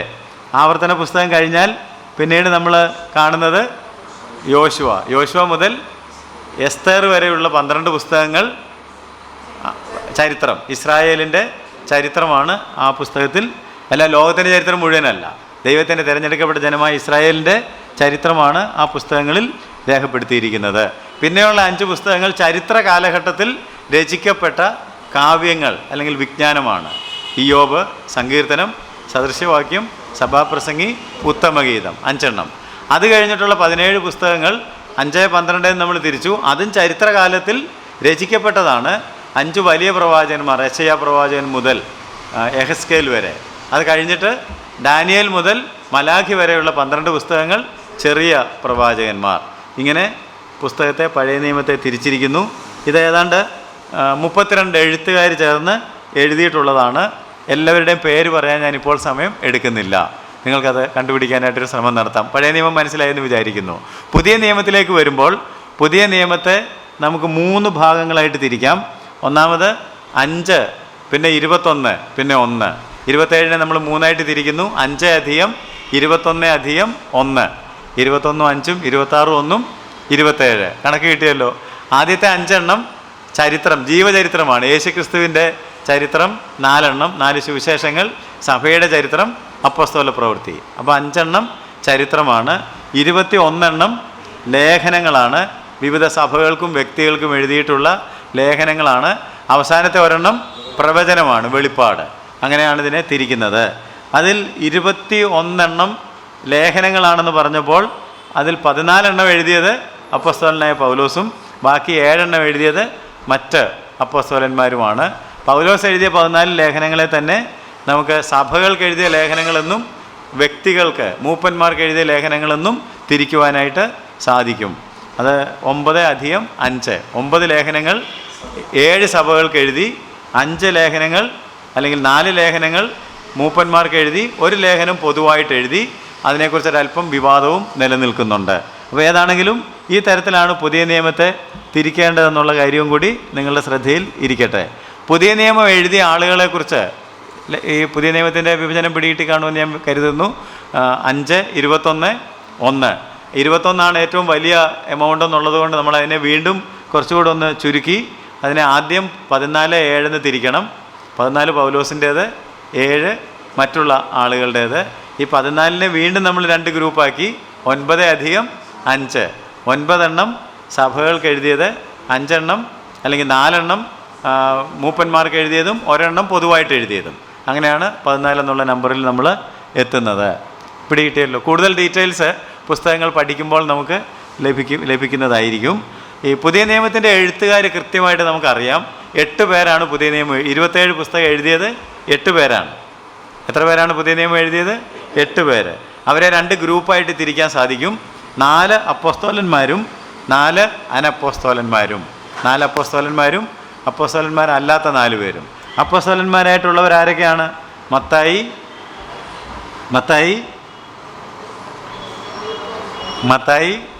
ഞാൻ പിന്നെ നിർത്തിയത് ബാക്കി നിങ്ങൾ പറയാൻ വേണ്ടിയാണ്. മത്തായി, യോഹന്നാൻ, പൗലോസ്, പത്രോസ്. ഈ 4 പേരാണ് അപ്പോസ്തലന്മാരായിട്ടുള്ള ആളുകൾ. മത്തായി, യോഹന്നാൻ, പൗലോസ്, പത്രോസ്. 4 അപ്പോസ്തലന്മാർ. അല്ലാത്ത 4 പേരും കൂടിയുണ്ട്. അതാരൊക്കെയാണ്? മർക്കോസ്, ലൂക്കോസ്, യാക്കോബ്, യൂദ. മർക്കോസ്, ലൂക്കോസ്, യാക്കോബ്, യൂദ. അവർ 4 പേരും യേശുവിൻ്റെ ഡയറക്റ്റ് അപ്പോസ്തലന്മാരല്ല. അവരെ നമുക്ക് വീണ്ടും 2 ഗ്രൂപ്പായിട്ട് തിരിക്കാം. യാക്കോബും യൂദയും യേശുവിൻ്റെ സഹോദരന്മാരാണ്. യാക്കോബും യൂദയും യേശുവിൻ്റെ സഹോദരന്മാരാണ്. മർക്കോസ് പത്രോസിൻ്റെ ശിഷ്യനും ലൂക്കോസ് പൗലോസിൻ്റെ സഹപ്രവർത്തകൻ ശിഷ്യനുമാണ്. പിടികിട്ടിയല്ലോ. അപ്പോൾ അപ്പോസ്തലന്മാരല്ലാത്തവർ 4 പേര്, അപ്പോസ്തലന്മാർ 4 പേര്. അങ്ങനെ 8 ആളുകളാണ് ഈ പുസ്തകം പുതിയ നിയമം മുഴുവനും എഴുതിയിരിക്കുന്നതെന്നുള്ള കാര്യം ഓർക്കുക. എല്ലാം പിടികിട്ടിയോ? പഴയ നിയമം 32 പേര്, പുതിയ നിയമം 8 പേര്. 8 പേരെ 2ആയിട്ട് തിരിച്ചു. അപ്പോസ്തലന്മാർ 4, അപ്പോസ്തലന്മാരല്ലാത്തവർ 4 പേര്. 2 പേര് യേശുവിൻ്റെ സഹോദരന്മാർ, 2 പേര് അപ്പോസ്തലന്മാരുടെ കൂടെ നടന്ന ശിഷ്യന്മാർ. ഓക്കെ. അപ്പോൾ നമുക്ക് പുസ്തകങ്ങളെക്കുറിച്ചും പുസ്തകത്തിൻ്റെ എഴുത്തുകാരെക്കുറിച്ചും ഒരു ചെറിയ രൂപം കിട്ടിക്കഴിഞ്ഞു.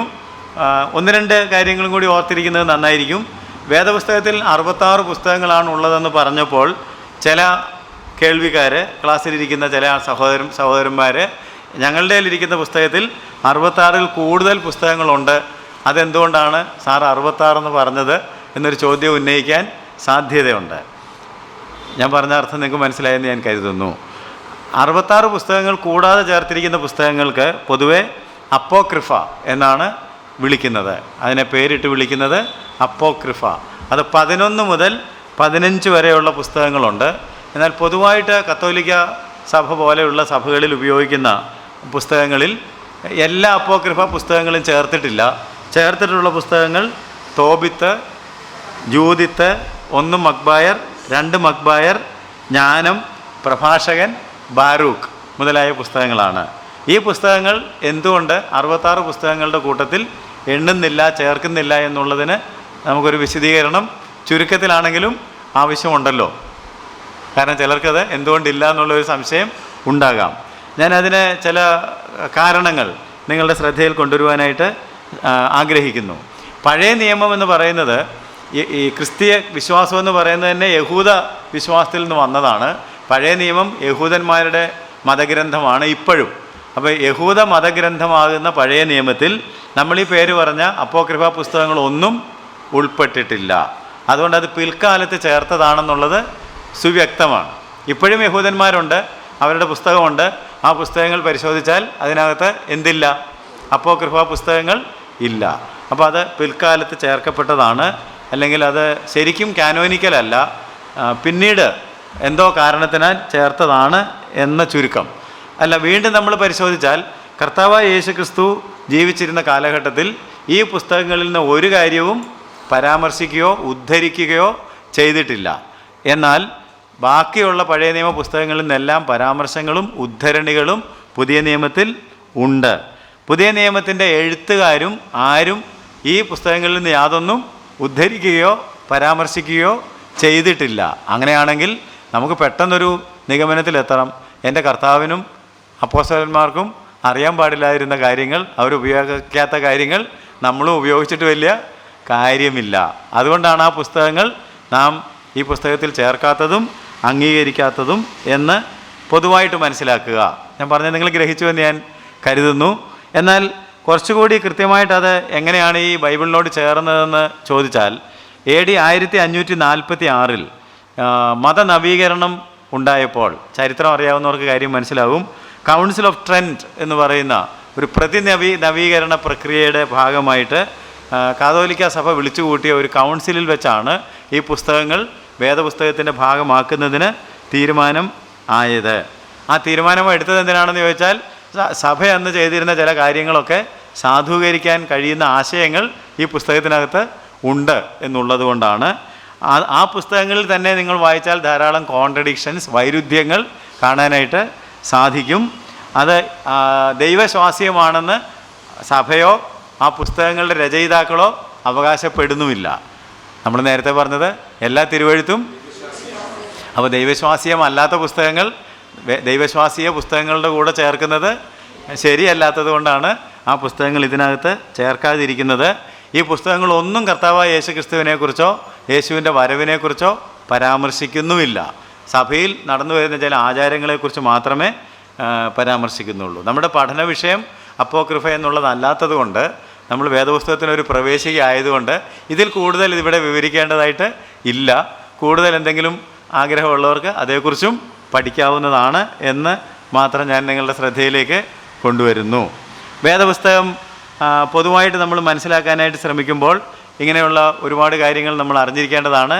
ഒന്ന് രണ്ട് ചെറിയ കാര്യങ്ങളും കൂടി അറിയുന്നത് നന്നായിരിക്കും. വേദപുസ്തകവും ശാസ്ത്രവും പലപ്പോഴും ഇത് രണ്ടും തമ്മിൽ ഒക്കുന്നില്ല എന്ന് ആളുകൾ ചിന്തിക്കാറുണ്ട്. അത് തെറ്റായ ഒരു ധാരണയാണ്. വേദപുസ്തകം എന്തിനെഴുതിയിരിക്കുന്നു, ശാസ്ത്രം എന്താണ് എന്ന് മനസ്സിലാക്കിയാൽ ആ പ്രശ്നം മാറിപ്പോകും. Bible is scientifically true, but Bible is not a written to teach science. ശാസ്ത്രം പഠിപ്പിക്കാൻ വേണ്ടിയല്ല ബൈബിള് എഴുതിയിരിക്കുന്നത്. എന്നാൽ ശാസ്ത്രീയ കാര്യങ്ങൾ വേദപുസ്തകത്തിനകത്ത് കിടപ്പുണ്ട്, അത് തിരിച്ചെടുക്കണം എന്ന് മാത്രമേ ഉള്ളൂ. ബൈബിൾ പുരാവസ്തു ശാസ്ത്രപരമായിട്ട് നോക്കുമ്പോൾ, പുരാവസ്തു ശാസ്ത്രപരമായിട്ട് ബൈബിളിൽ പറഞ്ഞിരിക്കുന്ന മിക്കവാറും കാര്യങ്ങളൊക്കെ തെളിയിക്കപ്പെട്ടിട്ടുണ്ട്. ഇപ്പോഴും ആ കാര്യങ്ങൾ തെളിയിച്ചുകൊണ്ട് മുമ്പോട്ട് പോയിക്കൊണ്ടിരിക്കുകയാണ് ചെയ്യുന്നതെന്നുള്ള കാര്യം ഓർത്തിരിക്കണം. ബൈബിൾ 2 വാക്കുകളിൽ പറയാമോ, ഒറ്റ വാക്കിൽ ഉത്തരം എഴുതുക എന്നൊക്കെ പറയുന്ന പോലെ ചോദിക്കുകയാണെങ്കിൽ, ഗ്രേസ് ആൻഡ് ഗ്ലോറി, കൃപയും മഹത്വവുമാണ് ബൈബിളിൻ്റെ വിഷയം.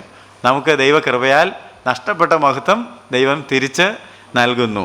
ഒറ്റ വാക്കിൽ പറയാമോ എന്ന് ചോദിച്ചാൽ, യേശു ക്രിസ്തു. ഈ കൃപയും മഹത്വവും നമുക്ക് നൽകുന്നത് കർത്താവായ യേശു ക്രിസ്തുവാണ്. യേശു ക്രിസ്തുവിനെക്കുറിച്ച് പഴയ നിയമത്തിലെ എല്ലാ പുസ്തകങ്ങളിലും തന്നെ ഉണ്ട്. പുതിയ നിയമ ഗ്രന്ഥങ്ങളിലൊക്കെ അത് ഉദ്ധരിച്ചിട്ടുമുണ്ടെന്നുള്ള കാര്യം ഒരിക്കലും മറന്നു പോകരുത് എന്നും നമ്മുടെ ശ്രദ്ധയിലിരിക്കുന്നത് നന്നായിരിക്കും. പഴയ നിയമം തുടങ്ങുന്നത് ദൈവത്തെക്കുറിച്ച് പറഞ്ഞുകൊണ്ടാണ്. ആദിയിൽ ദൈവം ആകാശവും ഭൂമിയും സൃഷ്ടിച്ചു. So old testament starts with God, new testament starts with Jesus Christ. അബ്രഹാമിൻ്റെ മകനായ, ദാവീദിൻ്റെ മകനായ യേശു ക്രിസ്തുവിൻ്റെ വംശാവലി എന്ന് പറഞ്ഞുകൊണ്ടാണ് പുതിയ നിയമം തുടങ്ങുന്നത്. അപ്പോൾ പഴയ നിയമം ദൈവത്തെ പരിചയപ്പെടുത്തുന്നു, പുതിയ നിയമം യേശു ക്രിസ്തുവിനെ നമുക്ക് മുമ്പിൽ വരച്ച് കാണിക്കുന്നു. പഴയ നിയമം ആദാം മുതൽ അബ്രഹാമിൽ കൂടി കടന്ന് ക്രിസ്തു വരെ എത്തുന്നു. ആദാമിൽ തുടങ്ങി അബ്രഹാമിൽ കൂടി കടന്ന് യേശു ക്രിസ്തുവിൻ്റെ വരവ് വരെയാണ് പഴയ നിയമം. എന്നാൽ പുതിയ നിയമത്തിൽ കർത്താവായ യേശു ക്രിസ്തു മുതൽ ഇന്ന് വരെയുള്ള കാര്യങ്ങളാണ് രേഖപ്പെടുത്തിയിരിക്കുന്നത്. അതല്ല, വേറെ തരത്തിൽ നമ്മൾ പറയുകയാണെങ്കിൽ ആദാം മുതൽ അബ്രഹാം വരെ മാനവ ചരിത്രം, ആദാം മുതൽ അബ്രഹാം വരെ വേദപുസ്തകത്തിൽ നാം വായിക്കുന്നത് മാനവജാതിയുടെ ചരിത്രം, അബ്രഹാം മുതൽ യേശുക്രിസ്തു വരെ നാം വായിക്കുന്നത് ദൈവത്തിൻ്റെ തിരഞ്ഞെടുക്കപ്പെട്ട ജനത്തിൻ്റെ ചരിത്രം. എൻ്റെ കൂടെ വരിക. ആദാം മുതൽ അബ്രഹാം വരെ മാനവജാതിയുടെ ചരിത്രം, അബ്രഹാം മുതൽ യേശുക്രിസ്തു വരെ ദൈവം തിരഞ്ഞെടുത്ത ജനത്തിൻ്റെ ചരിത്രം, യേശുക്രിസ്തു മുതൽ ഇന്ന് വരെ സഭയുടെ ചരിത്രം. സഭ എടുക്കപ്പെട്ട് കഴിഞ്ഞാൽ നിത്യത. ഇങ്ങനെയാണ് വേദപുസ്തകത്തിൻ്റെ വിഷയം മുമ്പോട്ട് പ്രോഗ്രസ് ചെയ്ത് പോകുന്നത്. ഈ കാര്യങ്ങളൊക്കെ ഗ്രഹിക്കുവാൻ നിങ്ങൾക്ക് ഒരളവിലെങ്കിലും സാധിച്ചു എന്ന് ഞാൻ വിശ്വസിക്കുന്നു. ഈ അടിസ്ഥാന വിവരങ്ങൾ വെച്ചുകൊണ്ട് വേദപുസ്തകത്തിലെ പുസ്തകങ്ങൾ ഓരോന്നോരോന്നായി പഠിക്കുവാൻ നമുക്കൊരു പരിശ്രമം അല്ലെങ്കിൽ ഒരുമിച്ചുള്ളൊരു അധ്വാനത്തിലേർപ്പെടാം. അതിൽ ഒന്നാമത് നമ്മൾ പഠിക്കുന്നത് ഉൽപ്പത്തി പുസ്തകമാണ്. അപ്പോൾ അടുത്ത ആഴ്ച ഉൽപ്പത്തി പുസ്തകം പഠിക്കുവാനായിട്ട് ഒരു അസൈൻമെൻറ്റ് ചെയ്തിട്ട് വരണം. ഉൽപ്പത്തി പുസ്തകം വായിക്കണം, ആദ്യോടന്തം വായിക്കണം. 50 അധ്യായങ്ങളുണ്ട്, 7 ദിവസങ്ങളുണ്ട്. അപ്പോൾ ഒരു ദിവസം എത്ര അധ്യായം വായിക്കണം? 7 അധ്യായം. അവസാനത്തെ ദിവസം 8 അധ്യായം വായിച്ചാൽ പുസ്തകം നിങ്ങൾക്ക് വായിച്ചു തീർക്കാൻ സാധിക്കും. ഇങ്ങനെയാണ് ബൈബിൾ സർവേ പോകേണ്ടത്. അങ്ങനെ ഒറ്റ പീരീഡ് കൊണ്ട് ഉൽപ്പത്തി പുസ്തകം തീർക്കാൻ സാധിക്കേണ്ടതാണ്. പക്ഷേ പലപ്പോഴും അത് സാധിക്കാറില്ലെന്നുള്ളൊരു യാഥാർത്ഥ്യമാണ്. അതുകൊണ്ട് ഉൽപ്പത്തി പുസ്തകം ഏതാണെങ്കിലും വായിച്ചിട്ട് വരിക. അടുത്ത ക്ലാസ്സിൽ നമുക്ക് ഉൽപ്പത്തി പുസ്തകം പഠിക്കാനായിട്ട് ദൈവത്തിൽ ശരണപ്പെടാം. നമുക്ക് പ്രാർത്ഥിക്കാം. കർത്താവേ, സ്വർഗ്ഗസ്ഥ പിതാവേ, തിരുസനിലേക്ക് അടുത്ത് വന്ന് ഞങ്ങൾ പിന്നെയും പ്രാർത്ഥിക്കുന്നു. ദൈവത്തിൻ്റെ മാറ്റമില്ലാത്ത സ്വർഗത്തിൽ സ്ഥിരമാക്കിയിരിക്കുന്ന ആകാശവും ഭൂമിയും ഒഴിഞ്ഞു പോയാലും വള്ളിപുള്ളി മാറിപ്പോകാത്ത ദൈവവചനത്തെക്കുറിച്ച് പൊതുവായി ചിന്തിക്കുവാൻ ഞങ്ങൾക്ക് തന്ന സന്ദർഭത്തിനായിട്ട് നന്ദിയോട് സ്തോത്രം. കർത്താവ്, നിൻ്റെ വചനം ഞങ്ങൾക്ക് കാലിന് ദീപം പാതയ്ക്ക് പ്രകാശം. കർത്താവ്, ഞങ്ങൾക്ക് ആത്മീയമായിട്ട് വളരുവാൻ അത് കർത്താവെ വചനമെന്ന മായമില്ലാത്ത പാല്, തേനിലും തേൻകട്ടയിലും മധുരം, അത് ഞങ്ങളുടെ പ്രാണനെ തണുപ്പിക്കുന്നു. ഞങ്ങൾക്ക് കർത്താവ് ആവശ്യമായിരിക്കുന്ന ആത്മീയ ഉൾക്കാഴ്ച നൽകി ഞങ്ങളെ രൂപാന്തരപ്പെടുത്തുന്നു. നിൻ്റെ വലിയ പദ്ധതികൾക്കായിട്ട് ഞങ്ങൾ തിരുനാമത്തെ നന്ദിയോട് സ്തോത്രം ചെയ്യുന്നു. ഇൻറ്റൻഷനലായിട്ട് കർത്താവ് പുസ്തകം വായിക്കുന്നതിനും അതിനാൽ ഞങ്ങൾ പ്രചോദിതരായി തീരുന്നതിനും അത് ഞങ്ങളുടെ ജീവിതത്തിന് രൂപാന്തരത്തിന് കാരണമായി തീരുന്നതിനും കർത്താവ് ഇടയാക്കണമെന്ന് പ്രാർത്ഥിക്കുന്നു. അറിവ് വർദ്ധിപ്പിക്കാനായിട്ടല്ല, ജീവിതം രൂപാന്തരപ്പെടുവാൻ തക്കവണ്ണം കർത്താവെ പരിശുദ്ധാത്മാവിനാൽ ഈ വചനങ്ങൾ ഞങ്ങളുടെ ജീവിതത്തിൽ പരിവർത്തിക്കുവാനായിട്ട് കൃപ ചെയ്യണമേ എന്ന് അപേക്ഷിക്കുന്നു. മഹത്വം കർത്താവിന് കരയേറ്റുന്നു. യേശുവിൻ്റെ നാമത്തിൽ ഞങ്ങളുടെ പ്രാർത്ഥനകളെ കേൾക്കണമേ. ആമേൻ.